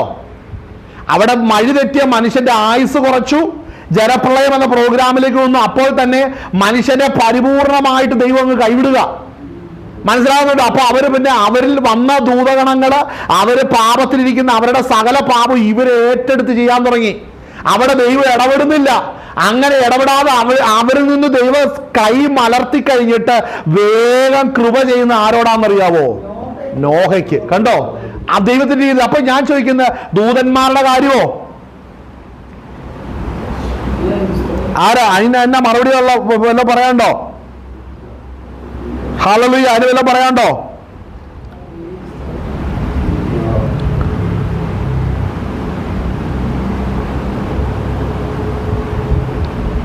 അതിന് പറയേണ്ട വായിക്കേണ്ട വാക്യം എന്നറിയാവോ? യൂദായുടെ ലേഖനം 4 വാക്യം വായിക്കണം. യൂദ 4 ഒരധ്യായമേ ഉള്ളൂ, അതിന്റെ 4 വാക്യമാണ് അതിന്റെ ആൻസർ. എന്തുകൊണ്ട് അവരോട് ആരുടെ ഈ വഴി തെറ്റിച്ച് പാപം ചെയ്യിപ്പിച്ച് സ്വതന്ത്രം നോഹയ്ക്ക് മാത്രം കൃപ ലഭിച്ചപ്പോൾ സകല മനുഷ്യർക്കും സ്വതന്ത്രം വഴി തെറ്റിച്ച് ഇത്രത്തോളം മല്ലന്മാർ ജനിച്ചു ഇതെല്ലാം ചെയ്തു. അപ്പോൾ കർത്താവ് അവിടെ സൈലന്റ് ആയിരിക്കുകയായിരുന്നോ ചെയ്തത്? അല്ല, അവിടെ സൈലന്റ് അല്ല. അവിടെ പറയേണ്ട വാക്യമാണ് യൂദയുടെ ലേഖനം 4 വാക്യം. ദൈവത്തിന്റെ കൃപയെ ദുഷ്കാമവൃത്തിക്ക് ഹേതുവാക്കി ഏകനാഥനും നമ്മുടെ കർത്താവുമായ യേശുക്രിസ്തുവിനെ നിഷേധിക്കുന്ന അഭക്തരായ ചില മനുഷ്യർ നുഴഞ്ഞു വന്നിരിക്കുന്നു. അവരുടെ ഈ ശിക്ഷാവിധി പണ്ട് തന്നെ എഴുതിയിരിക്കുന്നു. അതായത് സഭയ്ക്കകത്ത് അതിക്രമം പ്രവർത്തിക്കുന്നവനെ ഇന്ന് തൊടാതെ വെച്ചിരിക്കുകയാണ്. മനസ്സിലായോ? അതിക്രമം പ്രവർത്തിക്കുന്നവനെ തൊടാതെ വെച്ചിരിക്കുകയാണ്. അങ്ങനെ അതിക്രമം പ്രവർത്തിക്കുന്നവന്റെ ശിക്ഷ ആരോടുകൂടെ വരണമെന്ന് ദൈവം മുന്നമേ തീരുമാനിച്ചു. അത് പണ്ട് തന്നെ എഴുതിയിരിക്കുന്നു. അടുത്ത വാക്യം സകലവും ഒരിക്കൽ അറിഞ്ഞുവെങ്കിലും നിങ്ങളെ ഓർപ്പിക്കുവാൻ ഞാൻ ഇച്ഛിക്കുന്നത് എന്തെന്നാൽ കർത്താവ് ജനത്തെ ഇസ്രായേലിൽ നിന്ന് രക്ഷിച്ചിട്ടും വിശ്വസിക്കാത്തവരുടെ പിന്നത്തേതിൽ വിശ്വസിക്കാത്തവരെ പിന്നത്തേതിൽ നശിപ്പിച്ചു. അടുത്ത വാക്യം തങ്ങളുടെ വാഴ്ച കാത്തുകൊള്ളാതെ സ്വന്തം വാസസ്ഥലം വിട്ടുപോകും. അപ്പൊ ഇതിനെ കുറിച്ചാ പറയുന്നത്. ഈ പുരാതനമായി വെച്ചിരിക്കുന്ന ശിക്ഷാവധി എന്ന് യൂദ പറയുമ്പോൾ ആ ലിസ്റ്റിലേക്ക് ആരൊക്കെ പെട്ടു എന്നറിയാമോ? സഭയ്ക്കകത്ത് തെറ്റ് ചെയ്യുന്നവനടുത്ത് വരുന്നുണ്ട്. ഇസ്രായേൽ മക്കൾ 40 വർഷമല്ലേ പ്രയാണം ചെയ്തേ? ആണോ? 40 വർഷം പ്രയാണം ചെയ്തു. ആ 40 വർഷത്തിൽ വിശ്വസിക്കാതെ സ്വതന്ത്രം ആ പ്രയാണത്തിൽ നശിച്ചു പോയവരുണ്ടല്ലോ, അവർ ലിസ്റ്റിൽ കയറി വരുന്നുണ്ട്. ആ ലിസ്റ്റ് ഇൻട്രൊഡ്യൂസ് ചെയ്ത് ഉദ്ഘാടനം ചെയ്ത് എവിടാന്നറിയാവോ? അത് ഈ സഭയുടെ കാലഘട്ടമോ പണ്ട് ഇസ്രായേൽ ജനത്തിന്റെ യാത്രയുടെ കാലഘട്ടത്തിലൊന്നുമല്ല, നോഹയുടെ കാലഘട്ടത്തിലുമല്ല, അതിനും പുറകോട്ട. ആ ലിസ്റ്റിലേക്കാണ് നമ്മൾ കാണുന്ന ഉൽപ്പത്തി പുസ്തകത്തിൽ കാണുമ്പോൾ എന്തുകൊണ്ടാണ് ഈ ദൂതഗണങ്ങളെ ദൈവം ശിക്ഷിക്കുക, അല്ലെങ്കിൽ അവർക്ക് നേരെയല്ലേ ദൈവത്തിന്റെ കൽപ്പന വരേണ്ടത്? മനുഷ്യരോട് എന്തിനാണ് സംസാരിക്കുന്നത്? കാര്യം മനസ്സിലാക്കണേ. എബ്രായ ലേഖനത്തിനത് വായിക്കുന്നത് ദൈവം സ്നേഹിക്കുന്നവരെ താൻ ശാസിക്കുന്നു, ശിക്ഷിക്കുന്നു. മനുഷ്യരോട് ദൈവത്തിന് ആ കരുണയുണ്ട്, വീണ്ടും മടക്കി കൊണ്ടുവരുന്ന പദ്ധതിയുണ്ട്. പക്ഷെ ദൂതന്മാരുടെ സ്റ്റാൻഡേർഡിലേക്ക് പാപം ചെയ്താൽ പിന്നെ ഒരു യാഗവും ശേഷിക്കുന്നില്ല. മനസ്സിലാകുന്നുണ്ടോ? ദൂതന്മാർ ദൈവത്തോടൊപ്പം ഇരുന്ന് ദൈവത്തിന്റെ മുഖം കണ്ട ആ ടീംസ് പാപം ചെയ്ത് ആ സ്റ്റാൻഡേർഡിലേക്ക് അതപ്പതിച്ചവന് വരുന്ന ശിക്ഷയും അതിന്റെ ക്രമീകരണങ്ങളും വേറെയാണ്. അതാണ് യൂദയുടെ ലേഖനത്തിൽ ആ കാറ്റഗറിയിലേക്ക് ആദ്യം സഭയ്ക്കകത്ത് പാപം ചെയ്യുന്നവനെ ആ ലിസ്റ്റിലേക്ക് പെടുത്തി. ഇസ്രായേൽ മക്കൾ പ്രയാണം ചെയ്തതിൽ വിശ്വസിക്കാതിരുന്നവരെ ആ കാറ്റഗറിയിലേക്ക് കർത്താവ് കൊണ്ടുവന്നു. അടുത്തത് ആ കാറ്റഗറി എന്താണെന്നുള്ളതാണ് വായിക്കുന്നത്. 6 വാക്യം വായിക്കുന്നത് തങ്ങളുടെ വാഴ്ച കണ്ട അവരുടെ കൂട്ടത്തിലാണ് കൊണ്ട് നിർത്തുന്നത്. നമ്മൾ അറിയുന്നുണ്ടോ സഭയ്ക്കകത്ത് തെറ്റ് ചെയ്യുന്നവനെ കൊണ്ടേ ദൈവം നിർത്തുന്നത് എവിടെ? ആരുടെ കൂട്ടത്തിലാണ്? ഒന്ന്. രണ്ടാമത്തെ കാര്യം, അവരോട് ആ സമയത്ത് ദൈവം പ്രതികരിക്കുന്നില്ല. തെറ്റ് ചെയ്യുന്നവനോട് ദൈവം ആ നേരത്ത് പ്രതികരിക്കുന്നില്ല. വളരെ അറിയേണ്ട ഒരു കാര്യമാണത്. അവിടെ അറിയേണ്ട ഒരു കാര്യമാണത്. വായിച്ച ആ ഭാഗം വായിച്ച തങ്ങളുടെ വാഴ്ച കാത്തുകൊള്ളാതെ കണ്ടോ സ്വന്തം വാസസ്ഥലം വിട്ടുപോയ കണ്ടോ. അപ്പോൾ മനസ്സിലാക്കണം, മഹാദിവസത്തിന്റെ വിധിക്കായിട്ട് അതെപ്പോഴാ സംഭവിക്കുന്ന അറിയോ? എന്നേക്കുള്ള ചങ്ങലയിലിട്ട് അവനെ അന്ധകാരത്തിൽ കീഴ് അടയ്ക്കുന്നത് ഗോഗുമാഗോഗ് യുദ്ധം കഴിയുമ്പോഴത്തേനുമാണ് സാത്താനെയും അവന്റെ ദൂതന്മാരെ സാത്താനെ എങ്ങോട്ട് വിടുന്നത്? എന്നേക്കുള്ള ചങ്ങലയില് അഗാധ കൂപത്തിലേക്ക് അടയ്ക്കുകയാണ്. അപ്പോൾ അഗാധ കൂപത്തിൽ അന്ന് അടയ്ക്കുന്നത് കർത്താവ് എപ്പോൾ കണ്ടെന്നറിയാവോ? ഇവൻ വാഴ്ച കാത്തുകൊള്ളാതെ ഇറങ്ങി വന്നില്ലേ? ആ സമയത്ത് എപ്പോഴാ? ഏദൻ തോട്ടം ഉണ്ടാക്കുന്നതിന് മുമ്പ്, വെള്ളം കൊണ്ട് മൂടി ഭൂമിയെ ആകുന്നതിന് മുമ്പ് ഒരു കാലഘട്ടം ഭൂമിയിലുണ്ടായിരുന്നു. ആ കാലഘട്ടത്തിൽ ദൈവത്തിന്റെ മുമ്പിൽ പാപം ചെയ്ത ദൂതന്മാരെ അന്നേ കർത്താവ് ജഡ്ജ് ചെയ്തിട്ടിരിക്കുകയാണ്. അപ്പോൾ അതിനുശേഷം ആരൊക്കെ പാപം ചെയ്തിട്ടുണ്ടെങ്കിൽ അവരെല്ലാം ആ പ്രോഗ്രാമിനോടാണ് ചേർത്തൊട്ടിച്ചോണ്ടിരിക്കുന്നത്. ആ പ്രോഗ്രാം എന്താണെന്ന് കർത്താവിനോ ദൈവസഭയ്ക്കോ എടുത്തു പറയേണ്ട കാര്യമില്ല. കാര്യം വിശുദ്ധന്മാരുടെ ഇടയിൽ വീണുപോയതിന്റെ കാര്യം പറയേണ്ട കാര്യമുണ്ടോ? തിരിച്ചറിയേണ്ട വളരെ ആഴമുള്ള വിഷയമാണിത്. വളരെ ആഴമുള്ള ഒരു വിഷയമാണ്. അടുത്ത് വായിച്ചേ.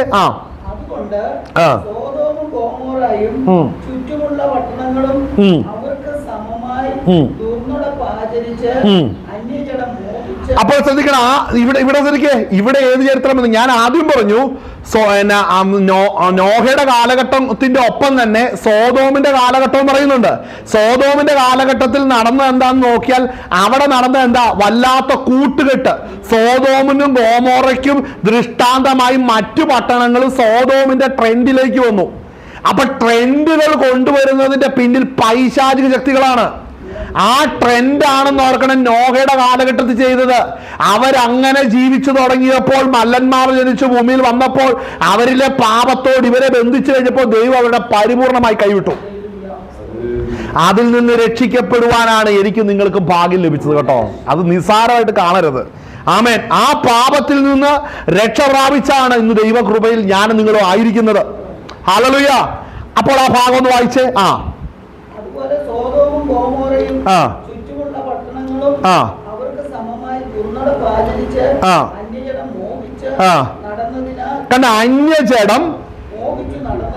അന്യജടം മോഹിച്ച് നടന്നതിനാൽ. ഇതിന്റെ ഈ സ്വഭാവം സഭയ്ക്കകത്തുണ്ട്. ഈ സ്വഭാവം സഭയ്ക്കകത്തുണ്ട്. വാക്യം പറയട്ടെ ഏതാണ്? സ്തോത്രം. ഇത് മറിഞ്ഞു വരണം. സമയമില്ലെങ്കിൽ നമുക്ക് വേഗം ഒന്ന് ചിന്തിക്കണം. പത്രോസിന്റെ ലേഖനത്തിന്റെ അകത്ത് 2 പത്രോസ് 2-ാം അധ്യായം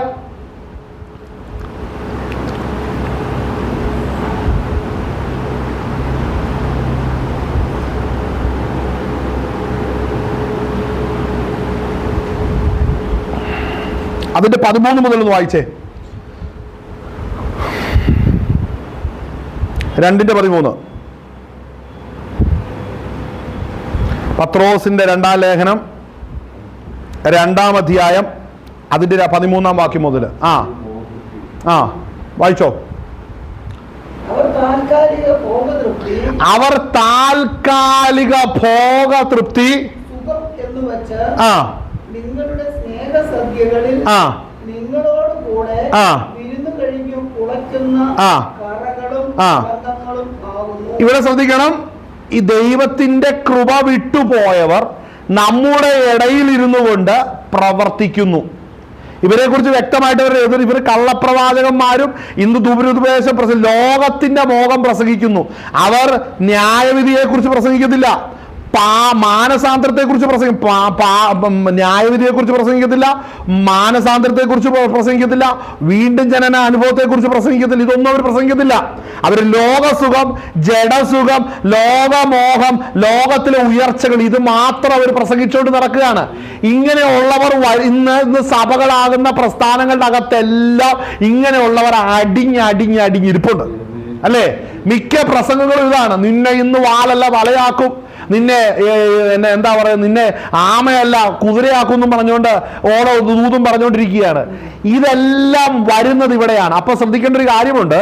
നമ്മളിപ്പോ വായിച്ച വാക്യമുണ്ടല്ലോ, അവിടെ വായിക്കുന്ന അവർ താൽക്കാലിക ഭോഗതൃപ്തി സുഖം എന്ന് വെച്ച് നിങ്ങളുടെ സ്നേഹസാധ്യതകളിൽ നിങ്ങളോടുകൂടെ വിരുന്നു കഴിഞ്ഞ് പുളയ്ക്കുന്ന കറകളും കളങ്കങ്ങളുമാകുന്നു. ഇത് തന്നെയാണ് എന്ത് സംഭവിച്ചത്? ദൂതഗണങ്ങൾ ഇറങ്ങി വന്ന വീണുപോയവർ വന്ന മനുഷ്യന്റെ പുത്രിമാർ സൗന്ദര്യമുള്ളവരെന്ന് കണ്ട് അവരെ വിവാഹം ചെയ്തു അല്ലേ? രണ്ടാമത് അവരുടെ അടുക്കൽ ചെന്നു. അത് ആദ്യം പറഞ്ഞില്ല. ദൈവം സ്വന്തം മനുഷ്യന് ന്യായവിധി വന്നു കഴിഞ്ഞപ്പോഴാണ് ഇവർ അങ്ങോട്ട് വരത്തുള്ളൂ. മനുഷ്യന്റെ മേൽ ന്യായവിധി വന്നാൽ മാത്രമാണ് പിശാചിന് കയറി അവനെ ആക്രമിക്കാൻ പറ്റത്തുള്ളൂ. ഇല്ലേ, ആക്രമിക്കാൻ പറ്റത്തില്ല. എന്നോട് കർത്താവിന്റെ കൃപ നിൽക്കുന്നിടത്തോളം ശത്രു എത്ര കച്ച വെട്ടിയാൽ എന്നെ നേരെ ഒന്നും തൊടാൻ പറ്റത്തില്ല. കർത്താവ് അനുവദിച്ചാൽ മാത്രമേ ഇത് പറ്റത്തുള്ളൂ. അപ്പോൾ ഒരു കാര്യം മനസ്സിലാക്കണം, ഇതിന് മനുഷ്യൻ റെഡിയാകണം. മനസ്സിലാക്കണ്ടോ? സാത്താന്റെ പ്രവർത്തിക്ക് അല്ലെങ്കിൽ വീണുപോയ ദൂതഗണങ്ങളുടെ ആഗ്രഹങ്ങളും അവരുടെ തൃപ്തിക്കൊത്തവണ്ണം മനുഷ്യരാകുന്ന സ്ത്രീകൾ അല്ലെങ്കിൽ മനുഷ്യൻ ജനിച്ച പുത്രിമാർ അവരുടെ വശീകരണത്തിലേക്ക് വരണമെന്നുണ്ടെങ്കിൽ ആദ്യം എന്ത് വേണമെന്നറിയാമോ? സ്ത്രീകളുടെ ഹൃദയത്തിൽ മോഹം ജനിക്കണം. ഇപ്പോൾ ഈ ജീവിതമാണ് നല്ലത്, മനുഷ്യനാകുന്ന പുരുഷനോടുകൂടെ ജീവിക്കുന്നതിൽ സുഖം. ദൂതന്മാരായി കിടക്കുന്ന വീണ് കിടക്കുന്ന ദൂതഗണങ്ങളെ പുരുഷൻ ഭർത്താക്കന്മാരാക്കി കാണുന്നതാണ് താൽക്കാലിക ഭോഗതൃപ്തി സുഖം എന്ന് വെച്ചു. പിടികിട്ടിയോ? അതാണ് അവിടെ നടന്നത്. ഒന്ന്, അവിടെ വായിക്കുന്ന കാര്യം, അവിടെ വായിക്കുന്നത് അവർ താൽക്കാലിക ഭോഗതൃപ്തി സുഖം എന്ന് വെച്ച് നിങ്ങളുടെ സ്നേഹസദ്യകളിൽ നിങ്ങളോടുകൂടെ വിരുന്ന് കഴിഞ്ഞ് പുളയ്ക്കുന്ന കറകളും കളങ്കങ്ങളുമാണ്. ഞാൻ ആദ്യം പറഞ്ഞു വന്നത് ട്രെൻഡ്, എവിടെ? സോദോമിന്റെയും ഗോമോറിന്റെയും ട്രെൻഡ് അതിലേക്ക് വശീകരിക്കപ്പെടും. മനസ്സിലാവുന്നുണ്ടോ? ഈ വശീകരണം ഇന്ന് സഭയ്ക്കകത്തുണ്ടോ? എഴുതി വെച്ചിരിക്കുന്ന എന്താണ്? അടുത്ത വായിക്കുന്നത്, ബലവും ശക്തിയേറിയ ദൂതന്മാർ കർത്താവിന്റെ സന്നിധിയിൽ അവരുടെ നേരെ ദൂഷണവിധി ഉച്ചരിക്കാതെ ഇരിക്കുക. ധാർഷ്ട്യമുള്ള തന്നിഷ്ടക്കാർ മഹിമകളെ ദുഷിക്കുവാൻ ശങ്കിക്കുന്നില്ല. അടുത്തത് ശ്രദ്ധിക്കണം കേട്ടോ. ജാതി പിടിച്ച് നശിക്കാൻ പിറന്ന ബുദ്ധിയില്ലാത്ത ജന്തുക്കളെ പോലെ അവർ അറിയാത്തത് ദുഷിക്കുകയും അനീതിയുടെ കൂലി കുറിച്ച് അനുഭവിക്കുകയും സ്വന്തം വശത്താൽ നശിച്ചു പോവുകയും ചെയ്യും. അടുത്ത് വായിച്ചേ. അവർ താൽക്കാലിക, അത് 13-ാം വാക്യം. 14-ാം വാക്യം, അവർ വ്യഭിചാരിണിയെ കണ്ട് രസിക്കുകയും പാപം കണ്ട് തൃപ്തിപ്പെടാതിരിക്കുകയും ചെയ്യുന്ന കണ്ണുള്ളവരും സ്ഥിരമില്ലാത്ത ദേഹികളെ വശീകരിക്കുന്നവരും ദ്രവ്യാഗ്രഹത്തിൽ അഭ്യാസം തികഞ്ഞവരുമുള്ള ഹൃദയമുള്ള കണ്ട് അവിടെ വായിക്കുന്ന വാക്ക് ശ്രദ്ധിച്ചോ.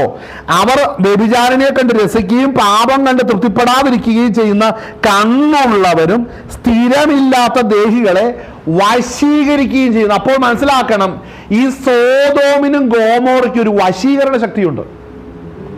മനസ്സിലാകുന്നു? ആ വശീകരണ ശക്തിക്കകത്തൊക്കെ വന്നു. ഇന്ന് ഈ ലോകത്തിലെ ചില രാജ്യങ്ങൾക്ക് അങ്ങനെ ഒരു വശീകരണ ശക്തിയുണ്ട്.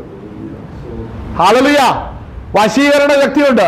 അവർ രാജ്യങ്ങളുടെ വശീകരണ ശക്തിയെ കുറിച്ച് നിങ്ങൾ എന്നാ പറയുന്നു? ഹല്ലേലൂയ! എന്ത് പറയുന്നു? ഹല്ലേലൂയ! നമുക്ക് നല്ലൊരു വാക്യം എടുക്കാം. ഈ വാക്യം ഒന്ന് വായിച്ചപ്പോൾ ഞാൻ മറ്റേ വാക്യം കണ്ടുപിടിക്കാം. ആ വായിച്ച ഭാഗം ഒന്നും കൂടെ വായിച്ചേ.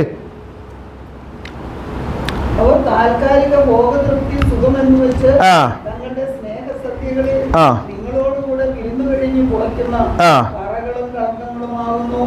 അവർ വ്യഭിചാരിണിയെ കണ്ട് രസിക്കുകയും പാപം കണ്ട് തൃപ്തിപ്പെടാതിരിക്കുകയും ചെയ്യുന്ന കണ്ണുള്ളവരും സ്ഥിരമില്ലാത്ത ദേഹികളെ വശീകരിക്കുന്നവരും ദ്രവ്യാഗ്രഹത്തിൽ അഭ്യാസം തികഞ്ഞ ഹൃദയമുള്ളവരുമായ ശാപയോഗ്യന്മാർ.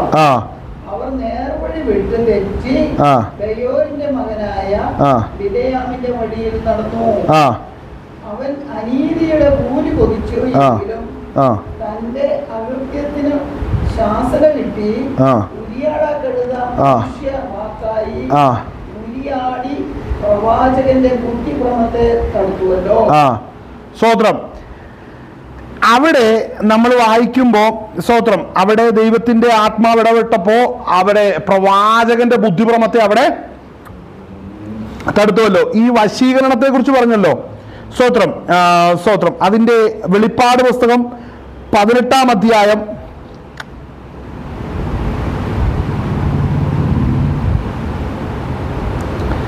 അതിന്റെ സ്തോത്രം മഹദിയാം ബാബിലോൺ അല്ലേ? Political Babylon, religious Babylon, political, economical Babylon അല്ലേ? 3 ബാബിലോണിന് നേരെ ദൈവത്തിന്റെ സ്തോത്രം ന്യായവിധി 7 വർഷത്തിൽ ഉണ്ടാകും. അപ്പോൾ ആ ന്യായവിധിക്ക് ശേഷം യോഹന്നാൻ അപ്പോസ്തലൻ ആത്മാവിൽ ദർശിക്കുമ്പോൾ അവിടെ വായിക്കുന്ന ഒരു ഭാഗം ശ്രദ്ധിക്കണം. ഈ വശീകരണ വാക്കിന്റെ അവസ്ഥ ഞാൻ പറഞ്ഞില്ലേ, ചില രാജ്യങ്ങൾക്ക് ഈ വശീകരണ ശക്തിയുണ്ട്. ഇന്ന് സോദോമിനും ഗോമോറയ്ക്കും വശീകരണ ശക്തി ഉണ്ടായിരുന്നു. കാര്യം എന്താ? സോദോമിനും ഗോമോറയ്ക്കും ചുറ്റുമുള്ള പട്ടണങ്ങൾ അവർക്ക് സമമായി ദുർനടപ്പാജ് ആ വശീകരണ ശക്തിയാണ്. ഇവരെ പോലെ ജീവിക്കണം, ഇവരെ പോലെ നടക്കണം, ഇവരുടെ സ്റ്റൈൽ, ഇവരുടെ പാറ്റേണും ഇവരുടെ കൾച്ചറും ഇവരുടെ എഡ്യൂക്കേഷനും കൊണ്ട് കൊണ്ടുവന്ന് പറയുന്നത് അതാണ് ആ വശീകരണം. മനസ്സിലാകുന്നോ? ഞാൻ പറയട്ടെ, തിരുവെഴുത്തിന്റെ വെളിച്ചത്തിൽ നോക്കുമ്പോൾ ശരി തെറ്റ് നമുക്ക് മനസ്സിലാകും. ലോകത്തിൽ തിരുവെഴുത്തില്ലാതെ നോക്കിയ ശരിയും തെറ്റും നമുക്ക് മനസ്സിലാകത്തില്ല. ലോകത്തിന്റെ ശരി എല്ലായ്പ്പോഴും ശരിയായിട്ട് തോന്നും. പക്ഷെ വചനത്തിന്റെ വെളിച്ചത്തിലാണ് ശരി ഏത് തെറ്റെന്ന് നമുക്ക് മനസ്സിലാകത്തുള്ളൂ. നമ്മൾ വായിച്ച വാക്യം വായിച്ച് 18-ാം അധ്യായം. സ്തോത്രം അതിന്റെ സ്തോത്രം അതിന്റെ 20 മുതൽ വായിച്ചു. വേഗം നമുക്ക് നിർത്താം, സമയം പോയി. 18-20.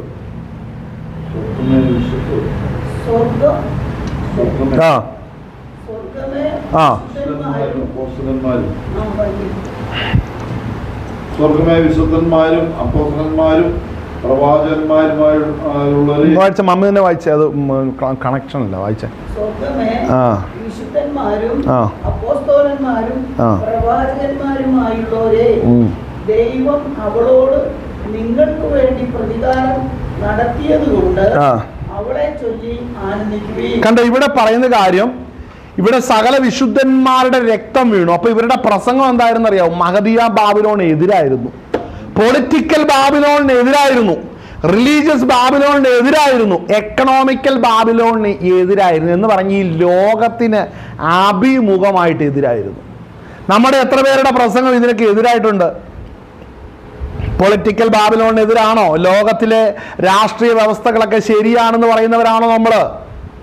അത് തെറ്റാണ്. കാര്യം, നിലനിൽക്കുന്ന ഒരു രാജ്യം വരുന്നിടത്തോളം ഈ ഒരു രാഷ്ട്രങ്ങളും ഒരു ഗവൺമെന്റും നിലനിൽക്കുന്നതല്ല. ഇത് യോഗ്യമല്ല. ഇവർക്ക് നീതി ഒരിക്കലും നടപ്പാക്കാൻ കഴിയത്തില്ല. പാപമനുഷ്യൻ ഒരിക്കലും ഭൂമിയിൽ നീതി നിവർത്തിപ്പിക്കാൻ പറ്റത്തില്ല. മനസ്സിലാവുന്നുണ്ടോ? പറ്റുമോ? എക്കണോമി ഇപ്പൊ ഈ കാണുന്ന എന്താ പറയുന്ന അഴിമതികളും കരിഞ്ചന്തയും എന്തൊക്കെയാണോ കാണിച്ചുകൊണ്ടിരിക്കുന്നത്, എല്ലാവിധ മായം ചേർക്കലും എല്ലാ മേഖലകളും ഇല്ലേ? എവിടെയാണ് നീതിയുള്ളത്? എന്നിട്ട് ഇത് ഏറ്റവും ശ്രേഷ്ഠമാണെന്ന് പറയുക. പക്ഷേ കർത്താവിന്റെ സന്നിധിയിൽ അവന്റെ ഭരണകാലഘട്ടം 1000 വർഷക്കാലമാണ് യഥാർത്ഥ എക്കണോമി വെളിപ്പെടുകയുള്ളൂ. ഹല്ലേലൂയ. മനുഷ്യന് വേണ്ടതെല്ലാം ഈ ഭൂമിയിൽ നിന്ന് ഉളവാക്കുന്ന ഒരു കാലഘട്ടം വരുന്നുണ്ട്. മനസ്സിലാവുന്നുണ്ടോ? ക്രിസ്തു അപ്പോൾ മനസ്സിലാക്കണം. അടുത്തത്, സകല മതങ്ങളും സ്തോത്രം ഒന്നാണെന്നുള്ള പഠിപ്പിക്കുന്നു. ശരിയാണ്. ക്രിസ്തു എന്ന മാർഗമൊഴികെ സകലത്തിലും പിശാചിന്റെ അധീനത തന്നെയാണ്. മനസ്സിലാവുന്നുണ്ടോ? ഒരുത്തനും ക്രിസ്തുവിനെ കണ്ടിട്ടില്ല. ഇന്ന് കാണുന്ന സാമുദായിക സഭകളുടെ അകത്ത് കിടക്കുന്നത് മറ്റൊരു യേശുവാണ്. ദൈവവചനമായിട്ട് ബന്ധമില്ല. ദൈവവചനത്തിൽ പറയുന്നത് ആ കൽപ്പനകളെ അനുസരിക്കാൻ പ്രാപ്തമല്ലാത്ത എല്ലാ മതങ്ങളും റിലീജിയസ് ബാബിലോൺ തന്നെയാണ്, അല്ലേ? അത് പ്രസംഗിച്ചവരുടെ രക്തം ഭൂമിയിൽ ഒഴുക്കപ്പെട്ടു. അവർ പ്രവാചകന്മാരായിരുന്നു. സത്യം പറഞ്ഞവരുടെ രക്തം ഒഴുക്കപ്പെടും. ആഭിമുഖമായിട്ട് എഴുതുന്നു. അപ്പോൾ അങ്ങനെ പ്രവാചകന്മാരുടെ രക്തം ഒഴുകപ്പെട്ട ഈ ഭൂമിയിൽ വെച്ച് തന്നെ ദൈവം തൻ്റെ ന്യായവിധി വെളിപ്പെടുത്തി. ആര് നിമിത്തമാണോ പ്രവാചകന്മാരുടെ രക്തം ഒഴുക്കപ്പെട്ട് അവരുടെ മേൽ ദൈവത്തിന്റെ ന്യായവിധി വന്നു.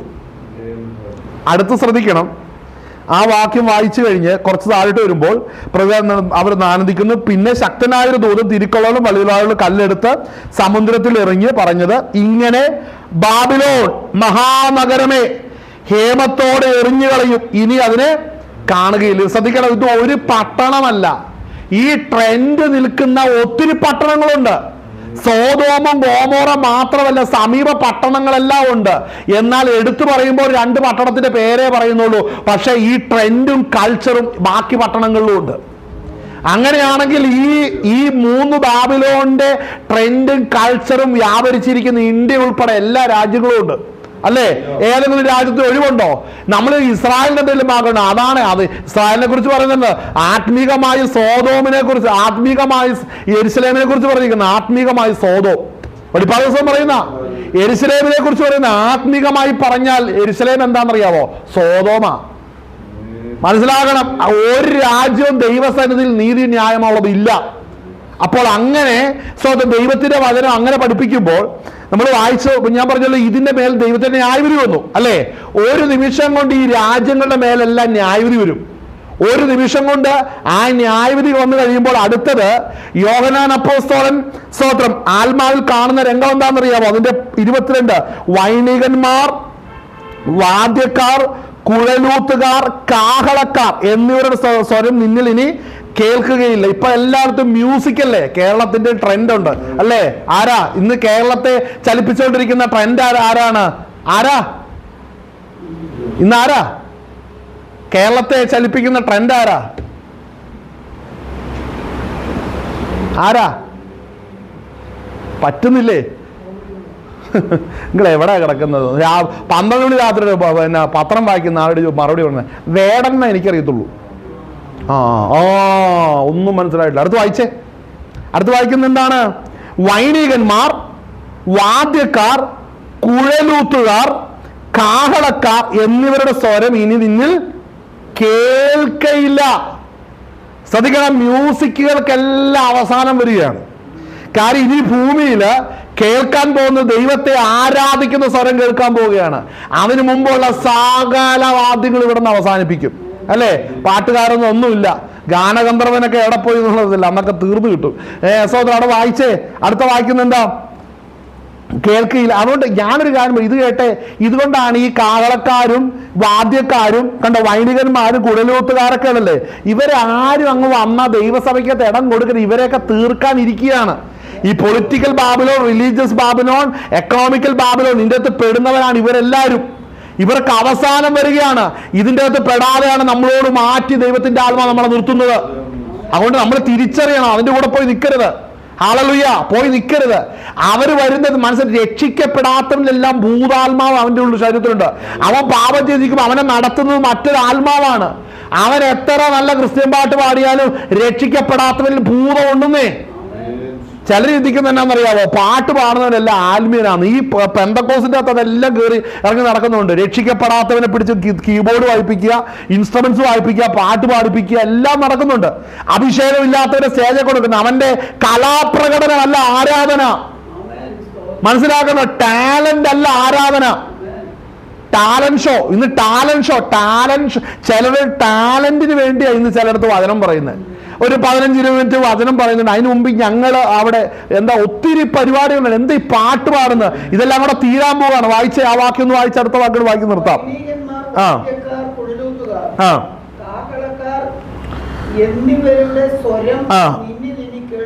കേൾക്കിയില്ല. അടുത്തത്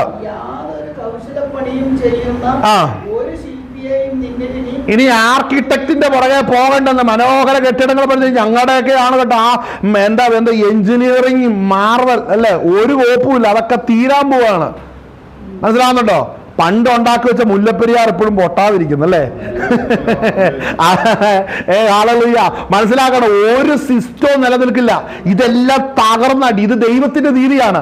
മനുഷ്യൻ കൈവച്ച് പണിതതെല്ലാം ഈ ഭൂമുഖത്ത് നിന്ന് തരിപ്പിടമാക്കുക എന്നുള്ള ദൈവസന്നിധിയിൽ നീതിയാണെന്ന് നമ്മൾ ചോദിച്ചാലോ, അയ്യോ അതെന്ത് ദ്രോഹമാണ്, ഇത്രയും കഷ്ടപ്പെട്ട് പണം ഉണ്ടാക്കിയതല്ലേ, എത്ര രൂപ ചെലവ്. ഇതാണ് മനുഷ്യന്റെ ചിന്ത. ദൈവത്തിന്റെ ചിന്ത അങ്ങനെയല്ല. ഇതെല്ലാം മണ്ണടിക്കുക എന്നുള്ളതാണ് ദൈവത്തിന്റെ പദ്ധതി. വായിച്ചേ. പ്രൊഡക്ഷൻ ഒന്നും ഉണ്ടാകത്തില്ല. ഹല്ലേലൂയ. ചില രാഷ്ട്രങ്ങൾ മാനുഫാക്ചറിങ്ങിന് വേണ്ടി നമ്പർ 1 ആയിട്ട് പല കാര്യങ്ങളും നിന്നിട്ടുണ്ട്.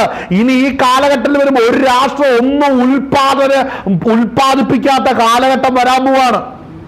മനസ്സിലാവുന്നുണ്ടോ? തിരിക്കല്ലിന്റെ ഒച്ച ഇനി കേൾക്കില്ല. അടുത്തത്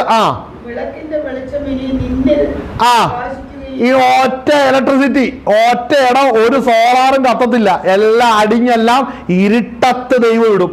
10 മിനിറ്റ് ഫാനോ ലൈറ്റോ AC ഓഫ് ആയ വീട്ടിൽ കിടന്ന് തെറി പറഞ്ഞ് KSEBക്ക് ബോംബെറിയാന്നൊക്കെയുള്ള മാനസികാവസ്ഥയുള്ളവരെന്ന് അല്ലേ? ഇങ്ങനെ ഒരു കാലഘട്ടം വരുന്നുണ്ട്. ഒരുത്തനും വീട്ടിൽ കിടക്കാൻ കഴിയാത്ത കാലഘട്ടം. വായിച്ചേ.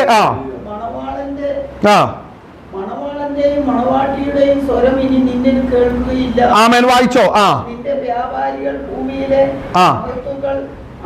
കണ്ടോ, മഹത്തുക്കളായിരുന്നു. ഈ കാലഘട്ടത്തിൽ ജീവിക്കുന്നത് ആരാന്നറിയാവോ? വ്യവസായം ചെയ്യുന്നവരേ ഉള്ളൂ. മനസ്സിലാവുന്ന കാര്യം ഈ കാലഘട്ടം അതാ. ഈ കാലഘട്ടത്തിലാണ് ദൈവത്തിന്റെ ന്യായവിധി ഭൂമിയുടെ മേൽ വരുന്നത്. ദൈവത്തെ കൂടാത്ത കാലഘട്ടം. ശരിയല്ലേ?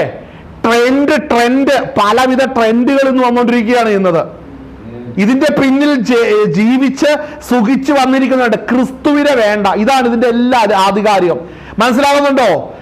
ഇവിടെ ശ്രദ്ധിക്കണം. ഞാൻ ഒരിക്കൽ ഒരു ഇത് കണ്ട ഒരു ഡോക്യുമെന്ററി എടുത്ത് കണ്ടാണ്. ചില ഫേമസ് ആയിട്ടുള്ള സിംഗേഴ്സ്, മ്യൂസിഷ്യൻസ്, അവരുടെ ഫേമസിന്റെ പിന്നിൽ എന്താണെന്നറിയാവോ? പക്ക സാത്താൻ സേവ. കാര്യം അടുത്ത് പറയുന്നത്, ഞാൻ അതിൻ്റെ ഉദാഹരണമായിട്ട് കണ്ടിരിക്കുന്നത് ചില വ്യക്തികളുണ്ട്, അവര് ശക്തമായി അവരുടെ ആത്മാവിനെ സാത്താൻ സേവയ്ക്ക് എന്ന് അവരുടെ ആത്മാവിനെ അതിനുവേണ്ടി സബ്മിറ്റ് ചെയ്ത് കഴിഞ്ഞാൽ ഇവർക്ക് സബ്മിറ്റ് ചെയ്യുന്ന വ്യക്തിക്ക് അതിന് ശേഷം ഈ സ്പിരിറ്റ് തന്നെ അവർക്ക് പല പാട്ടുകളും പല കാര്യങ്ങളും പറഞ്ഞു കൊടുക്കും. ആ പാട്ടുകളും കാര്യങ്ങളും ഈ സ്പിരിറ്റ് തന്നെ ട്രെൻഡാക്കും. കാര്യം ഈ ലോകം ദുഷ്ടന്റെ അധീനതയിലല്ലേ. ആ ദുഷ്ടൻ ചിലർക്ക് വേണ്ടി ചിലത് ചെയ്യുമ്പോൾ അത് ലോകത്തിൽ പ്രശസ്തിയിലേക്ക് വരുമെന്ന്. എന്നാൽ ഇത് വേണ്ടെന്ന് വെച്ച് പോകുന്നവനാണ് ബുദ്ധിമാൻ. ഹല്ലേലൂയ. അപ്പോൾ ശ്രദ്ധിക്കണം, ഇങ്ങനെയുള്ള ചില കാര്യങ്ങൾ ഇന്ന് ലോകത്തിൽ നടന്നുകൊണ്ടിരിക്കുന്നത് മനസ്സിലാക്കണം. ഈ ട്രേഡ് ആണെന്ന് ഈ കാലഘട്ടത്തിൽ ഏറ്റവും വലിയ വിഷയം ട്രേഡ് അല്ലേ. എനിക്ക് ചിലതുണ്ട്, അത് ഞാൻ തരും, നിന്റെ കയ്യിലുണ്ട്, ഞാൻ മേടിക്കാം. ഇതിലാണ് ഇത് ദൈവം തകർത്ത് കളയും.